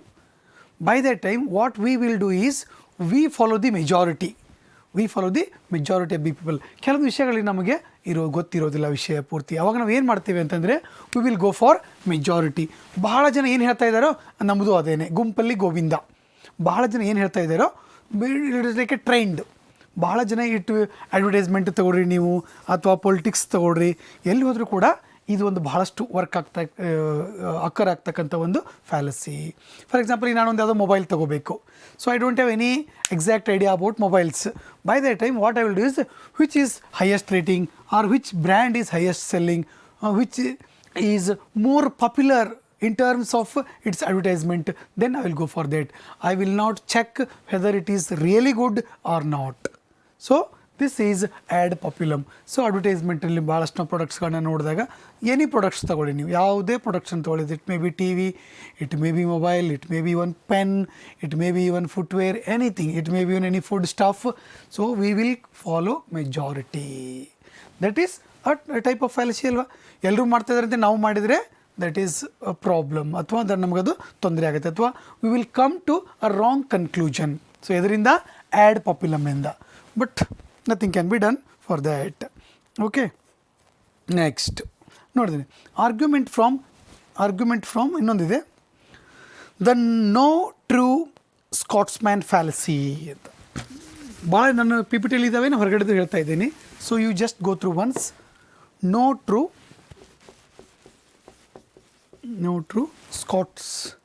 Scotsman, SCO, Scotsman fallacy. So ಪಿಪಿಟಲ್ಲಿ ಇರೋದು ನೀವು ಓದ್ಬೋದು. No true Scotsman fallacy. ಹಾಗಂದ್ರೆ ಏನು ಅಂತಾರೆ. Here person tries to strengthen his generalized claim by ignoring the counter example. They do this by making an little amendment to their original claim. So here same, ಒಬ್ಬ ವ್ಯಕ್ತಿ ಇನ್ನೊಬ್ಬ ವ್ಯಕ್ತಿ ವಾದ ಮಾಡಬೇಕಾದ್ರೆ ತನ್ನ ಒಂದು ಆರ್ಗ್ಯುಮೆಂಟನ್ನು ಹೈಲೈಟ್ ಮಾಡಲಿಕ್ಕೆ ಇನ್ನೊಂದು ಕೌಂಟರ್ ಆರ್ಗ್ಯುಮೆಂಟನ್ನು ವೀಕ್ ಮಾಡ್ತಾನೆ, ಅಥವಾ ಇನ್ನೊಂದು ಕೌಂಟರ್ ಆರ್ಗ್ಯುಮೆಂಟನ್ನು ಇಗ್ನೋರ್ ಮಾಡ್ತಾನೆ, ಅಥವಾ ಅದನ್ನು ರಿಜೆಕ್ಟ್ ಮಾಡ್ತಾನೆ. ಸೊ ಒಂದು ರೀತಿ ಇದಕ್ಕೆ ನಾವು ಏನು ಕರಿತೀವಿ, ವಿತಂಡವಾದ ಅಂತಲೂ ಕೂಡ ನಾವು ಇದಕ್ಕೆ ಕರಿತೀವಿ. ಫಾರ್ ಎಕ್ಸಾಂಪಲ್ ಹೇಳ್ತಾನೆ, before invention of cigarettes or any tobacco items, people died of cancer. Before invention of cigarette and other tobacco related items, people died of cancer. Then it means that there is cancer is nothing to do with cigarette, or cigarette is nothing to do with cancer, or tobacco is nothing to do with cancer. ಅದಕ್ಕೂ ಇದಕ್ಕೂ ಏನು ಸಂಬಂಧ ಇಲ್ಲ. Cigarette ಬರೋಕ್ಕಿಂತ ಮುಂಚೆನೂ cancer ಇತ್ತು, ಅದಕ್ಕೆ ಸಿಗರೇಟಿಂದನೇ cancer ಬರ್ತೈತೆ ಅಂತೇಳಿ ಏನೂ ಇಲ್ಲ. ಇನ್ನೊಂದು ಮೋಸ್ಟ್ ನಿಮಗೆಲ್ಲ ಗೊತ್ತಿರ್ತಕ್ಕಂಥದ್ದು ಏನಂದರೆ, practice makes man perfect. Practice makes man perfect, but no one is perfect, then why practice? So ಈ ರೀತಿಯಾದಂಥ ಒಂದು ಫ್ಯಾಲಸಿಗೆ ನಾವು ಏನು ಕರಿತೀವಿ, no true Scotsman fallacy ಅಂತೇಳಿ ಕರಿತೀವಿ. Okay, next anecdotal evidence fallacy. Anecdotal evidence fallacy. Anecdotal evidence fallacy. ಇಲ್ಲಿ ಏನಂತಂದರೆ, instead of using premises or instead of any logical argument, I use my past experience as the proof. Instead of anything, I use my past experience. ನನಗೆ ಹಿಂದೆ ಒಂದು ಸಲ ಏನೋ experience ಆಗಿದ್ದನ್ನೇ ನಾನು highlight ಮಾಡಿ ಅಲ್ಲಿ ನಾನು ಏನು ಮಾಡ್ತೀನಿ ಅಂದರೆ, I would like to prove, I will try to prove the argument, I will try to prove the argument. So ಅದಕ್ಕೆ ನಾವು ಏನು ಕರಿತೀವಿ, ಅನೆಕ್ಡೋಟಲ್. ಹಿಂದೊಮ್ಮೆ ನನಗೆ ಈ ರೀತಿ ಆಗಿತ್ತು, ಅದಕ್ಕೆ ಇದು ಹಿಂಗಾಗ್ತತಿ. ಅಲ್ಲಿ ಏನು ನಿಜ ಇದೆಯೋ ಅದು ಸಂಬಂಧ ಇಲ್ಲ, ಬಟ್ ನನ್ನದೇ ವಿಷಯವನ್ನು, ನನ್ನ ಅನುಭವವನ್ನೇ ನಾನು ಫೈನಲ್ ಮಾಡಿಕೊಂಡ್ರೆ ದಟ್ ಈಸ್ ಅನೆಕ್ಡೋಟಲ್ ಎವಿಡೆನ್ಸ್ ಅಂತೇಳಿ ನಾವು ಅದಕ್ಕೆ ಕರಿತೀವಿ.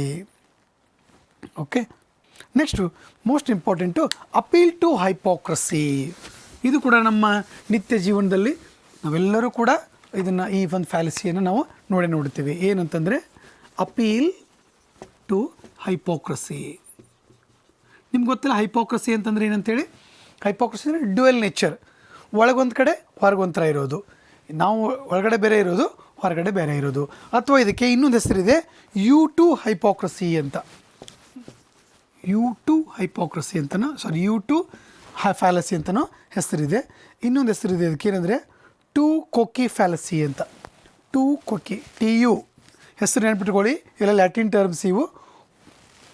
QOUQUE, ಟು ಕೊಕ್ಕಿ ಫ್ಯಾಲಸಿ ಅಂತಲೂ ಕೂಡ ಇದಕ್ಕೆ ಕರಿತೇವೆ, ಅಥವಾ ಇಂಗ್ಲೀಷಲ್ಲಿ ನಾವು ಅಪೀಲ್ ಟು ಹೈಪೋಕ್ರಸಿ ಅಂತೇಳಿ. ಇಲ್ಲಿ ಏನು ಅಂತಂದರೆ, here I have certain demerits, I have certain blames, but opposite person is also having same demerits or blames. But in order to hide, in order to escape from my weakness or my demerits, I will claim it on, I will superimpose it on other counterpart. ನನ್ನ ಒಂದು ತಪ್ಪನ್ನು ಇನ್ನೊಬ್ಬರ ಮೇಲೆ ನಾನು ಹೊರಿಸ್ತೇನೆ. ಅಥವಾ ನೀವು ಇನ್ನೊಂದು ಹೇಳ್ತೇವಲ್ಲ, ಏನಂದರೆ ನಾನು ತಪ್ಪು ಮಾಡ್ತಾ ಇದ್ದೀನಿ, ಅವನು ತಪ್ಪು ಮಾಡ್ತಾ ಇದ್ದಾನೆ, ಬಟ್ ನಾನು ಯು ಟು ಅಂದರೆ ಏನು, ನನ್ನನ್ನೇ ಬೇರೆ ಥರ ಟ್ರೀಟ್ ಮಾಡ್ಕೋತೀನಿ, ಅವನನ್ನೇ ಬೇರೆ ಥರ ಟ್ರೀಟ್ ಮಾಡ್ತೀನಿ. That is hypocrisy. For example ನೋಡಿ, ನಾವೇನು ಕನ್ನಡ ಗಾದೆ ಮತ್ತೆ ಹೇಳ್ತಾರೆ, ಒಂದು ಇಡ್ಲಿ ಮಸಿಗೆ ಬುದ್ಧಿ ಹೇಳಿತ್ತಂತ. That is nothing but hypocrisy. ಇಡ್ಲಿ ಮಸಿಗೆ ಬುದ್ಧಿ ಹೇಳಿತ್ತಂತೇಳಿ. ಒಬ್ಬ ವ್ಯಕ್ತಿ ಇವನ ಕೈಯಲ್ಲಿ ಏನಿದೆ, ಆಲ್ಕೋಹಾಲ್ ಇದೆ. ಇನ್ನೊಬ್ಬ ವ್ಯಕ್ತಿ ಇವನ ಕೈಯಲ್ಲಿದೆ, ಸಿಗರೇಟ್ ಇದೆ. ಸೊ ಈ ವ್ಯಕ್ತಿ ಆಲ್ಕೋಹಾಲ್ ಕೈಯಲ್ಲಿ ಹಿಡ್ಕೊಂಡು ಇವನು ಏನು ಹೇಳ್ತಾ ಇದ್ದಾನೆ, ನೋಡಪ್ಪ ಸಿಗರೇಟ್ ಸೇದೋದು ಆರೋಗ್ಯಕ್ಕೆ ಹಾನಿಕಾರ, smoking is injurious to health ಅಂತ ಇವನು ಹೇಳ್ತಾ ಇದ್ದಾನೆ. ಇವನಿಗೆ ನೋಡಪ್ಪ ಅವನ ಕೈಯಲ್ಲಿ ಸಿಗರೇಟ್ ಇದೆ, ನೋಡಪ್ಪ ಧೂಮ್ರಪಾನ ಆರೋಗ್ಯಕ್ಕೆ ಹಾನಿಕಾರ. ಇವನು ಹೇಳಿದ, ಇವನು ಹೇಳ್ತಾನೆ ಮದ್ಯಪಾನ ಆರೋಗ್ಯಕ್ಕೆ ಹಾನಿಕಾರಕ. So he is treating him you too, he is treating him you too. ಅಂದರೆ ಇವರೇ ಅವರನ್ನು ಬೇರೆ ಕನ್ಸಿಡರ್ ಮಾಡ್ಕೊಂಡಿದ್ದಾರೆ, ಇವರೇ ಅವನನ್ನು ಬೇರೆ ರೀತಿ ಕನ್ಸಿಡರ್ ಮಾಡ್ಕೊಂಡಿದ್ದಾರೆ. ಸೊ ಹಿಯರ್ ಹೈಪೋಕ್ರಸಿ ಅಪೀಲ್ ಅಂತ ನಾವು ಅದಕ್ಕೆ ಕರಿತೀವಿ. ಸೊ ನಾನು ತಪ್ಪು ಮಾಡಿದ್ದೀನಿ, ಅವನು ತಪ್ಪು ಮಾಡ್ತಾನೆ, ನಾನು ಅವನಿಗೆ ಬುದ್ಧಿ ಹೇಳೋದು, ಅವನು ನನಗೆ ಬುದ್ಧಿ ಹೇಳುವಂಥ ಒಂದು ಇದು. ಇಲ್ಲಿ ಏನಂದರೆ ಒಂದು ಪಾಯಿಂಟ್ ನೆನಪಿಟ್ಕೊಳ್ಳಿ, ಈ ಒಂದು ಫ್ಯಾಲಸೀಸ್ಗಳೇನಿದಾವೋ ಇವೆಲ್ಲವೂ ಗ್ರೀಕ್ ಟರ್ಮ್ ಅಥವಾ ಲ್ಯಾಟಿನ್ ಟರ್ಮ್ಗಳಿಂದ ಬಂದಂಥವು. ಇವುಗಳನ್ನ ಇಂಟರ್ಪ್ರಿಟೇಷನ್ ಮಾಡಬೇಕಾದ್ರೆ author to author, materials to material, person to person ಇವುಗಳ ಮೀನಿಂಗಲ್ಲಿ ಅಥವಾ ಅವುಗಳನ್ನ ಇಂಟರ್ಪ್ರಿಟೇಷನ್ ಮಾಡೋ ರೀತಿಯಲ್ಲಿ ಸ್ವಲ್ಪ ಚೇಂಜ್ ಇದ್ದಾವೆ. ಇದನ್ನೇ ನೀವು ಬೇರೆ ಒಂದು ಬುಕ್ಕಲ್ಲಿ ಓದಿದರೆ ಸ್ವಲ್ಪ ಅರ್ಥ ವ್ಯತ್ಯಾಸನೋ ಅಥವಾ ನಿಮಗೇನೋ ಒಂದು ಸ್ವಲ್ಪ ಡಿಫ್ರೆಂಟ್ ಅನಿಸುತ್ತೆ. ಅದಕ್ಕೆ ನೀವು ಒಂದು 3-4 ಮಟೀರಿಯಲನ್ನು ನೋಡಿದಾಗ ನಿಮಗೆ ಒಂದು ಕ್ಲಿಯರ್ ಕಟ್ ಐಡಿಯಾ ಬರುತ್ತೆ. ಯಾಕಂದರೆ ಹಾಗೆ ಇದೆ ಅದು ಫ್ಯಾಲಸಿಗಳ ಬಗ್ಗೆ ಅದೇ ರೀತಿ ಇದೆ. Author to author, material to material and interpreter to interpreter, ಇದರ ಒಂದಿಷ್ಟು ಮೀನಿಂಗು ನಿಮಗೆ ಕನ್ಫ್ಯೂಷನನ್ನು ಮಾಡ್ತಕ್ಕಂಥ ಚಾನ್ಸಸ್ಸು ಇರುತ್ತೆ. Okay, this is appeal to hypocrisy. Next appeal to pity. Appeal to pity, appeal to pity fallacy. Okay, ಇದು ಏನಪ್ಪ ಅಂತಂದರೆ, the appeal to pity fallacy occurs when someone tries to strengthen his or her argument by manipulating or distracting the other person by provoking his or emotion. ಇದು ನಾವು ಭಾಳ ಫಿಲಮಲ್ಲೆಲ್ಲ ಜಾಸ್ತಿ ನೋಡ್ತೀವಿ. ಏನಂತಂದರೆ argument ಬಂದಾಗ ಅಥವಾ ನಮ್ಮ ಆರ್ಗ್ಯುಮೆಂಟ್ ಸ್ಟ್ರೆಂಗ್ತನ್ ಮಾಡಬೇಕಾದ್ರೆ ನಾವು ಅಲ್ಲಿ ಒಂದು ಯಾವುದಾದ್ರೂ ಒಂದು ಎಮೋಷನನ್ನು ಕ್ರಿಯೇಟ್ ಮಾಡಿಬಿಡ್ತೀವಿ. ಒಂದು ಎಮೋಷನ್ ಕ್ರಿಯೇಟ್ ಮಾಡಿದ ತಕ್ಷಣ ನಮ್ಮೆಲ್ಲ ಲಕ್ಷ್ಯ ಎಲ್ಲ ಆ ಎಮೋಷನ್ ಕಡೆಗೆ ಹೋಗಿಬಿಡುತ್ತೆ. ಸೊ ಭಾಳಷ್ಟು ಟಿ ವಿಲೆಲ್ಲ ನೋಡಿರ್ತೀರಿ, ಫಿಲಮಲ್ಲೆಲ್ಲ ನೋಡಿರ್ತೀರಿ. ಯೂಶ್ವಲಿ ಭಾಳಷ್ಟು ನಾವು ಇದನ್ನು ನಿತ್ಯ ಜೀವನದಲ್ಲಿ ಕೌಂಟರ್ ಮಾಡ್ತೀವಿ. ಫಾರ್ ಎಕ್ಸಾಂಪಲ್, ಈಗ ಒಬ್ಬ ವ್ಯಕ್ತಿ ಇದ್ದಾನೆ, ಜಡ್ಜ್ ಆರ್ಗ್ಯೂ ಮಾಡ್ತಾ ಇದ್ದಾನೆ, ಹೇಳ್ತಾನೆ ಸೊ ಇಸ್ ದ ವಿಕ್ಟಿಮ್, ಇವನೇನೋ ಒಂದು ಅಪರಾಧ ಮಾಡ್ಕೊಂಡು ಬಂದಿದ್ದಾನೆ, ಇಲ್ಲಿ ಇವನ ಮೇಲೆ ಪ್ರೂವ್ ಆಗಿದೆಯೋ ಡಿಸ್ಪ್ರೂವ್ ಸೆಕೆಂಡರಿ, ಬಟ್ ಹೇಳ್ತಾನೆ ಜಡ್ಜ್ ಲಾಸ್ಟ್ಗೆ, see he is such a innocent person, how come it is possible to commit a murder. ಎಷ್ಟು ಇನ್ನೋಷೆನ್ಸ್ ಇದ್ದಾನೆ ಅಂತಂದರೆ, ಇವನು ಪಾಪ ಮರ್ಡರ್ ಮಾಡುವಂಥ ವ್ಯಕ್ತಿನೇ ಅಲ್ಲ, ಅಷ್ಟು ಒಳ್ಳೆಯ ವ್ಯಕ್ತಿ ಇದ್ದಾನೆ, ಮೈ ಲಾರ್ಡ್ ಅಂತೇಳಿ ಇವನು ಪರವಾಗಿ ತನ್ನ ಒಂದು ಆರ್ಡರನ್ನು, ತನ್ನ ಒಂದು ಆರ್ಗ್ಯುಮೆಂಟನ್ನು ಸ್ಟ್ರೆಂಗ್ತನ್ ಮಾಡಲಿಕ್ಕೆ ಒಂದು ಎಮೋಷ್ನಲ್ ಸೀನನ್ನು ಅವನು ಕ್ರಿಯೇಟ್ ಮಾಡ್ತಾನೆ, ಎಮೋಷ್ನಲ್ ಸೀನನ್ನು ಕ್ರಿಯೇಟ್ ಮಾಡ್ತಾರೆ. ಸೊ ಅದಕ್ಕೆ ಅಪೀಲ್ ಟು ಪಿಟಿ ಅಂತಂದರೆ, in order to strengthen my argument, either may be true or false, I create a sensible or a emotional situation. ಅವಾಗ ಎಲ್ಲರದ್ದು ಲಕ್ಷಣ ಆಗ್ತೈತಿ, ಎಮೋಷನ್ ಕಡೆಗೆ ಅದು ಹೋಗಿಬಿಡ್ತೈತಿ. ಅದಕ್ಕೆ ಪಿಟಿ ಅವಾಗ ಏನಾಗ್ತೈತಿ ಇಡೀ ಸಿಚುವೇಶನೇ ಚೇಂಜ್ ಆಗಿ ಆರ್ಗ್ಯುಮೆಂಟ್ ಎಲ್ಲವೂ ಉಲ್ಟಾ ಪಲ್ಟಾ ಆಗ್ತೈತಿ. ಇನ್ನೊಂದು ಭಾಳ ಇಂಟ್ರೆಸ್ಟಿಂಗ್ ಆಗಿದೆ, ಹೇಸ್ಟಿ ಜನರಲೈಸೇಷನ್ ಅಂತ. ಹೇಸ್ಟಿ ಜನರಲೈಸೇಷನ್ ಬಹಳ ಒಂದು ಇಂಟ್ರೆಸ್ಟಿಂಗ್ ಆಗಿರ್ತಕ್ಕಂಥದ್ದು, ಅರ್ಥ ಆಗ್ತಕ್ಕಂಥದ್ದು. ಹೇಸ್ಟಿ ಜನರಲೈಸೇಷನ್ ಅಂದ್ರೇನು? We suddenly come to a conclusion by saying a single fact, ಅಂದರೆ without accurate proof, without accurate knowledge, without investigating all the facts, ಒಂದು ಸಣ್ಣದು ಬೈ ಆಕ್ಸಿಡೆಂಟೇ ನಮ್ಮಂತ ಬಂದಿದ್ದಕ್ಕೆ ನಾವು ಸಡನ್ ಕನ್ಕ್ಲೂಷನ್ಗೆ ಬಂದುಬಿಡ್ತೇವೆ. ನೋಡಿ, if the person claims something based on some random example without any accurate proof, ಸಡನ್ನಾಗಿ ನಾವು ಏನು ಮಾಡಿಬಿಡ್ತೀವಿ, ಅಕ್ಯುರೇಟಿಗೆ ಬಂದುಬಿಡ್ತೀವಿ. ಫಾರ್ ಎಕ್ಸಾಂಪಲ್, ನಾವು ಈಗ ಸ್ಟೂಡೆಂಟ್ಸು ಅಥವಾ ಸ್ಟೂಡೆಂಟ್ಸ್ ಏನೋ ಒಂದು ತಪ್ಪು ಮಾಡಿದ ತಕ್ಷಣವೇ ನಾವು ಏನು ಮಾಡಿಬಿಡ್ತೀವಿ, ಒಟ್ಟೆ ಈಗಿನ ಸ್ಟೂಡೆಂಟ್ಸೇ ಹಾಗೆ, ಅವ್ರಿಗೆ ಏನೂ ಹೆಲ್ಪ್ ಮಾಡಬಾರ್ದು, ಅವ್ರು ಏನು ಮಾಡಿದ್ರು ಹಾಗೇನೆ. ಸೊ ಸಡನ್ಲಿ ಒಂದು ಸಿಂಗಲ್ ಎಕ್ಸಾಂಪಲಿಂದ ನಾವು ವಿಲ್ ಟೇಕ್ ಆಲ್. ಈಗ ನಾವು ಮಾಡೋಲ್ವಾ, ಯಾರು ಹಿರಿಯರು ಮಾಡ್ತಾರಲ್ಲ, ನಾವೇನಾದರೂ ಒಂದು ಚಿಕ್ಕ ತಪ್ಪು ಮಾಡಿಬಿಟ್ರೆ ಸಾಕು, ಅಜ್ಜ ಅಜ್ಜಿ ಇದ್ರೆ ಅಂದರೆ. ಈಗಿನ ಯಂಗ್ ಜನ್ರೇಷನ್ಗೆ ಬುದ್ಧಿನೇ ಇಲ್ಲ, ಈಗ ಯಂಗ್ ಜನ್ರೇಷನ್ಗೆ ಹಿರಿಯರ ಬಗ್ಗೆ ರೆಸ್ಪೆಕ್ಟೇ ಇಲ್ಲ. ಈಗಿನ ದೇ ಸ್ಟಾರ್ಟ್ ಟು ಬಂಬಾರ್ಡಿಂಗ್. ಯಾಕೆ? Hasty generation. ಒಂದು ರ್ಯಾಂಡಮ್ ಅನ್ಎಕ್ಸ್ಪೆಕ್ಟೆಡ್ ಒಂದು ಮಿಸ್ಟೇಕಿಂದ they will go for hasty generalization, ಎಲ್ಲರನ್ನೂ ಅದರಲ್ಲಿ ತಗೊಂಡ್ಬಿಡ್ತಾರೆ. ಇದು ಭಾಳ ಕಡೆಗೆ ನಾವು ಮನೆಯಲ್ಲಿನೂ ನೋಡ್ತೀವಿ. ಈಗಿನ ಅಂತ ಬಂತು ಅಂದರೆ ದಟ್ ಈಸ್ ಹೇಸ್ಟಿ ಜನರಲೈಸೇಷನ್. ಈಗಿನ ಮಕ್ಕಳೇ ಹಾಗೆ, ಈಗಿನ ಇವರೇ ಸ್ಟೂಡೆಂಟ್ಸೇ ಹಾಗೆ, ಈಗಿನ ಜನನೇ ಹಾಗೆ. ನಾವು ಯಾರಿಗೋ ಒಂದು ಹೆಲ್ಪ್ ಮಾಡ್ತೀವಿ, ಅವ್ರು ಏನೋ ಅದನ್ನು ಮರೀತಾರೆ ಅಂದ್ಕೊಡ್ರಿ, ಅಥವಾ ಅವ್ರು ನಮ್ಗೆ ವಾಪಸ್ ಹೆಲ್ಪ್ ಮಾಡೋದಿಲ್ಲ ಅಂದ್ಕೊಡ್ರಿ, ನಾವು ಸಡನ್ಲಿ ಬಂದುಬಿಡ್ತೀವಿ. ಏನಂದರೆ ಈಗಿನ ಜನಗಳಿಗೆ, ಈಗಿನ ಜಗತ್ತಲ್ಲಿ ಯಾರಿಗೂ ಹೆಲ್ಪ್ ಮಾಡಬಾರ್ದು, ಈಗಿನ ಜಗತ್ತು ಭಾಳ ಕೆಟ್ಟೈತೆ. ಸಡನ್ನಾಗಿ ಒಬ್ಬ ವ್ಯಕ್ತಿ ನಾವು ಮಾಡಿದ್ದಕ್ಕೆ ನಾವು ಜನರಲೈಸೇಷನನ್ನು ಮಾಡಿಬಿಡ್ತೀವಿ. That is hasty generalization. Next, ಅವಳ ಹಿಂದೆ ನಿಮಗೆ ಆ್ಯಡ್ ಪಾಪ್ಯುಲಮ್ ಕೇಳಿದಿಲ್ಲ, ಅದಕ್ಕೆ ಬಂಡ್ ವಗಾನ್ ಅಂತಲೂ ಕೂಡ ಕರೀತಾರೆ. ನೆನಪಿಟ್ಟುಕೊಡಿ ಒಂದು ವರ್ಡ್, ಬಂಡ್ ವಗಾನ್ ಅಂದರೆ ನಥಿಂಗ್ ಬಟ್ ಆ್ಯಡ್ ಪಾಪ್ಯುಲಮ್. ಅಂದರೆ just we go for popular views. Popular ಇದಕ್ಕೆ ಬಂಡ್ ವಗಾನ್ ಅಂತ ಕೂಡ ಕರೀತಾರೆ. ಇದರಲ್ಲಿ ನಿಮಗೆ ಸಮ್ಟೈಮ್ಸ್ ಡೈರೆಕ್ಟಾಗಿ ಮೀನಿಂಗು ಕೂಡ ಕೇಳಬಹುದು. Next, appeal to ignorance fallacy. Appeal to ignorance fallacy. ಇಲ್ಲೇನಾಗ್ತತಿ ಅಪೀಲ್ ಟು ಇಗ್ನೋರೆನ್ಸ್ ಫ್ಯಾಲಸಿ ಅಂತಂದರೆ, ನೋಡಿ, ಇದನ್ನು ಎಕ್ಸಾಮಿಗೆ ಕೇಳಿದ್ದಾರೆ. ಆ ಕ್ವಶನ್ನ ನಿಮಗೆ ವಿಲ್ ಶೇರ್. ಕ್ವಶನ್ ಇದನ್ನು ಎಕ್ಸಾಮ್ಗೆ ಕೇಳಿದ್ದಾರೆ. ಏನಂತಂದರೆ, it is also known as argument from ignorance. Appeal to ignorance means argument from ignorance. This fallacy occurs when the person believes the given argument is true because it has not been proved false. ಇಲ್ಲ ನಾವು ಏನು ನಂಬ್ಕೊಂಡಿರ್ತೀವಿ ಅಂತಂದರೆ, certain thing is true or certain thing is false because of our ignorance. ನಮ್ಮ ಒಂದು ಅಜ್ಞಾನದಿಂದ ಕೆಲವೊಂದು ವಿಷಯಗಳನ್ನ ಸತ್ಯ ಅಂತ ತಿಳ್ಕೊಂಡಿರ್ತೀವಿ. ಯಾಕೆ ಸತ್ಯ ಅಂತ? Why it is true means because it is not proved as false. False ಅಂತ ಅದನ್ನು ಪ್ರೂವ್ ಮಾಡಲಿಕ್ಕೆ ಆಗಿಲ್ಲ. It is false, why it is not become proved true. ಇದನ್ನು ಸತ್ಯ ಅಂತಲೂ ಪ್ರೂವ್ ಮಾಡಿಲ್ಲ. ಅದಕ್ಕೆ ಸೂಟೇಬಲ್ ಎವಿಡೆನ್ಸ್ ಸಿಗೋವರೆಗೂ ಅದು ಹಾಗೆ ಕಂಟಿನ್ಯೂ ಆಗ್ತಾರೆ. ಫಾರ್ ಎಕ್ಸಾಂಪಲ್, ಈಗ ನಾನು ಹೇಳ್ತೇನೆ, ಇದನ್ನು ಎಕ್ಸಾಮಿಗೆ ಕೇಳಿದ್ದಾರೆ. I will give that example. ಏನಂದರೆ, God does exist. It is true. Why? There are no other arguments to disprove the existence of God. ದೇವರ ಇರುವಿಕೆಯನ್ನು ಇಲ್ಲ ಅಂತ ಹೇಳ್ತಕ್ಕಂಥ ಆರ್ಗ್ಯುಮೆಂಟ್ಸೇ ಇಲ್ಲ. That's why it is true. ದೇವರು ಇಲ್ಲಪ್ಪ, it is false because there are no proofs to prove it. That's why sometimes true ಇದ್ದಿದ್ದನ್ನು ನಾವು ಫಾಲ್ಸ್ ಅಂತ ಪ್ರೂವ್ ಮಾಡಿರೋದಿಲ್ಲ, ಅಥವಾ ಫಾಲ್ಸ್ ಇದ್ದನ್ನು ಟ್ರೂ ಅಂತ ನಾವು ಮಾಡಿರೋದಿಲ್ಲ. ಸೊ ಇದಕ್ಕೆ ಎಕ್ಸಾಂಪಲ್ಸನ್ನು, ಒಂದು ಎಕ್ಸಾಂಪಲ್ ಎಕ್ಸಾಮಿಗೆ ಬಂದಿದ್ದು ಹೇಳ್ತೀನಿ. ಒಂದು ಸೆಕೆಂಡ್. ನೋಡಿ, it is asked in the previous year exam. ನೋಡಿ ಏನಿದೆ ಅಂದರೆ, no one has proved that global warming is actually occurring. Global warming ಆಗ್ತಾ ಇದೆ ಅಂತೇಳಿ ಇನ್ನೂ ಯಾರೂ ಪ್ರೂವ್ ಮಾಡಿಲ್ಲ. No one has proved that global warming is actually ಅಕ್ರಿಂಗ್.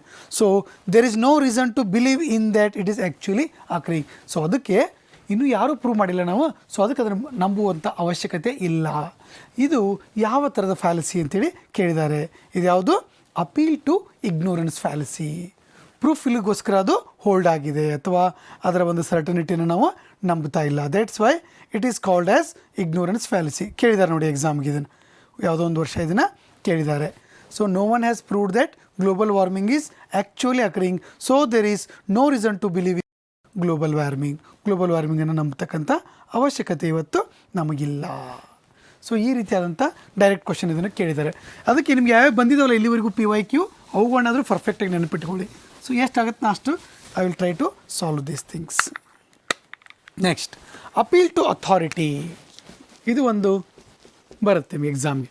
Appeal to authority ಇದರ ಒಂದು ಲ್ಯಾಟಿನ್ ವರ್ಡು ಆ್ಯಡ್ ವೆರಿಕನ್ ಅಂತ.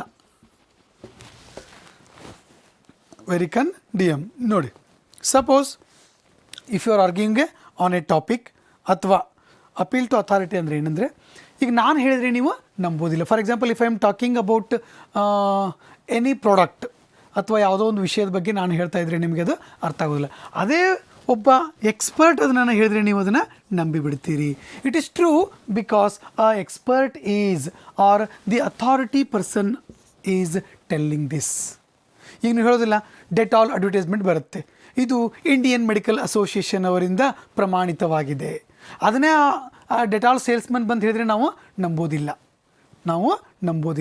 ಡೆಟಾಲ್ ಲಿಕ್ವಿಡನ್ನು ನೀವು ಹಾಕಿ ಎಲ್ಲವನ್ನು ಕೈ ತೊಳ್ಕೊಂಡ್ರೆ, ಫ್ಲೋರ್ ವಾಶ್ ಮಾಡಿದರೆ ಎಲ್ಲ ಕೀಟಾಣುಗಳು ಸಾಯ್ತವೆ. ಯಾಕೆ? ಇಟ್ ಈಸ್ ಏನದು approved by the Indian medical association. ಇದು ಕೋಲ್ಗೇಟ್ಸ್ ಅಡ್ವರ್ಟೈಸ್ಮೆಂಟ್ ಎಲ್ಲ ಭಾಳ ಬರ್ತಾವಲ್ಲ, ಇದು ಇಂಡಿಯನ್ ಡೆಂಟಲ್ ಅಸೋಸಿಯೇಷನ್ ಅವರ ಪ್ರಕಾರ ಪ್ರಮಾಣಿತವಾಗಿದೆ. ಅದು ಹೌದಾ? ಈಗ ಲೈಫ್ ಬಾಯ್ ಅದು ಕೂಡ ಇಂಡಿಯನ್ ಮೆಡಿಕಲ್ ಅಸೋಸಿಯೇಷನ್ ಅವರು, ಅದು 99% ಜರ್ಮ್ಸ್ ಎಲ್ಲ ಸಾಯ್ತಾವಂತೆ ಲೈಫ್ ಬಾಯಿಂದ ನೀವು ಹ್ಯಾಂಡ್ ವಾಶ್ ಮಾಡಿದರೆ. So nothing but appeal to authority. ನಾನು ಹೇಳಿದರೆ ಅದು ಅಲ್ಲ, ಅಥಾರಿಟಿ ಕಡೆಯಿಂದ ಅದನ್ನು ಹೇಳಿಸಿದರೆ ಅವರು ನಂಬ್ತಾರೆ. ಅಥಾರಿಟಿ ಕಡೆಯಿಂದ ಹೇಳಿಸಿದರೆ, ಈ Sachin Tendulkar Boost is the secret of my energy. ಯಾರು? ಯಾಕೆ? ಅವರು ಎನರ್ಜಿ ಇದೆ ಅವ್ರ ಕಡೆಗೆ, ಅವ್ರ ಕಡೆಯಿಂದ ಅದನ್ನು ಹೇಳಿಸ್ತಾರೆ. So that is appeal to authority. ಯಾವುದೇ ಒಬ್ಬ ವ್ಯಕ್ತಿ ಹೇಳೋಕ್ಕಿಂತನೂ ಅಥಾರಿಟಿ ಅವ್ರು ಹೇಳಿಬಿಟ್ರೆ ಮುಗಿದೇ ಹೋಯ್ತಲ್ಲ. ಈಗ ನೀವು ಭಾಳಷ್ಟು ಟೂತ್ಪೇಸ್ಟದ್ದು ಇಂಡಿಯನ್ ಡೆಂಟಲ್ ಅಸೋಸಿಯೇಷನ್ ಅವರೇ ಹೇಳಿಬಿಡ್ತಾರೆ, ಇದು ಭಾರತದ ಇಂಡಿಯನ್ ಮೆಡಿಕಲ್ ಅಸೋಸಿಯೇಷನಿಂದ ಪ್ರಮಾಣಿತವಾಗಿದೆ. ಅವಾಗ ನಾವು ಅದನ್ನು ಅವಾಗ ತಪ್ಪೇ ಇದು ಹೇಳಿದ್ರು ತಪ್ಪೇನೆ, but it will become appeal to authority fallacy or ad ವೆರಿಕನ್ ಇದು ಒಂದು ಆಗ್ತತಿ. Okay, appeal to authority. Okay, next sunk cost fallacy. Sunk cost fallacy. SUNK. Sunk cost fallacy. Sunk cost fallacy. ಇದೇನಪ್ಪ ಅಂತಂದರೆ, ಇದು ಎಕನಾಮಿಕ್ಸಲ್ಲಿ ಬರುತ್ತಂತೆ. Basically it is in economics. So ನಾವೇನು ಮಾಡ್ತೀವಿ, ಸಮ್ಟೈಮ್ಸ್ ನೋಡಿ, where we forced to finish a task which you don't want to do, but you have to do that now as you have invested a lot of your time and efforts in that. Yes, okay. For example, after PU you entered BA or BE. So ಯಾವುದೇ ಒಂದು ಜೋಶಲ್ಲಿ ನಾವು ಹೋಗಿಬಿಡ್ತೇವೆ, BAಗೆ ಹೋಗ್ತೇವೆ, BEಗಾರು ಹೋಗ್ತೇವೆ. So after 2 years, after 1 year ಇದು ಅಥವಾ 1 year, after 1 year we realize that I would not have done this. ನನಗಿದು ಮಾಡಬಾರ್ದಾಗಿತ್ತು. I would have done any other courses. So anyway I have invested time and energy. ಇದಕ್ಕೆ ನಾನು already time invest ಮಾಡಿಬಿಟ್ಟಿದ್ದೀನಿ. That's why inevitably I have to do this. ಇದು ನಾನು ಮಾಡಲೇಬೇಕು. ಯಾಕೆ? I cannot go back. ನಾನು ಮತ್ತೆ ವಾಪಸ್ ಹೋಗಲಿಕ್ಕೆ ಆಗೋದಿಲ್ಲ. ಸೊ ಇದೇನು ಸಂಕೋಸ್ಟ್ ಫ್ಯಾಲಸಿ ಅಂತ ನಾವು ಕರಿತೀವಿ ಇಲ್ಲಿ. ಸಂಕೋಸ್ಟ್ family. So diverts a person from making the accurate decision that always better to renounce the task is that going to help you. So ಅದಕ್ಕೆ ಮಾಡಿಬಿಡಿದನ್ನ ಈಗ ಹೆಂಗಾದ್ರೂ ಬಂದೈತಿ, ಇನ್ನೊಂದು ವರ್ಷ ಮುಗಿದೈತಿ, ಇನ್ನೊಂದು ವರ್ಷ ಆದರೆ ಮುಗಿದೇ ಹೋಗ್ಬಿಡ್ತೈತಿ ಅಂತ ಹೇಳಿ, ಸೊ ನಾವೇನು ಮಾಡ್ತೀವಿ, ಸಂಕೋಸ್ಟ್ ಫ್ಯಾಲಸಿಯನ್ನು ಅವ್ರಿಗೆ ಹೇಳ್ತೀವಿ. ಅಂದರೆ the person who is in the trouble. ಯಾರು ಅರ್ಧಮರ್ಧ ಈಗ ಇಂಜಿನಿಯರಿಂಗ್ ಮಾಡಿಬಿಟ್ಟು ಅರ್ಧಮರ್ಧ ಡಿಗ್ರಿ ಮಾಡಿಬಿಟ್ಟು, ಸೊ ಈಗ ಅವ್ರಿಗೆ ನಾವು ಹೇಳ್ತೀವಿ, anyway you have invested time and energy, so it is better to continue, you have the benefits from that ಅಂತೇಳಿ ಹೇಳಿ ಅವಾಗ ಆ ರೀತಿ ಹೇಳ್ತೇವಲ್ಲ, that is sunk cost fallacy, strawman fallacy. Okay, ಇನ್ನೊಂದು ಬರುತ್ತೆ circular reasoning fallacy. Circular reasoning fallacy. It is very simple. Circular reasoning fallacy. We use my conclusion, my premise, my argument in a circular way. ನನ್ನ ಕನ್ಕ್ಲೂಷನನ್ನು prove ಮಾಡಲಿಕ್ಕೆ ಪ್ರಿಮೈಸನ್ನು ಬಳಸ್ಕೊತೀನಿ, ಈ ಪ್ರಿಮೈಸನ್ನು ಆರ್ಗ್ಯುಮೆಂಟ್ಗೆ conclusion ಪ್ರಿಮೈಸು. So ಏನು ಒಂದೇ ವಿಷಯವನ್ನು ಸುತ್ತಿ ಬಳಸಿ ಹೇಳ್ತೀವಿ. For example, students they will come late, parents will ask why you are late. ಯಾಕೆ ಲೇಟ್ ಆಯಿತು ಅಂತಂದರೆ ನಾನದೇನು ಲೇಟ್ ಆಗಿಲ್ಲ, ನನ್ನ ಫ್ರೆಂಡ್ ಲೇಟ್ ಆಯಿತು.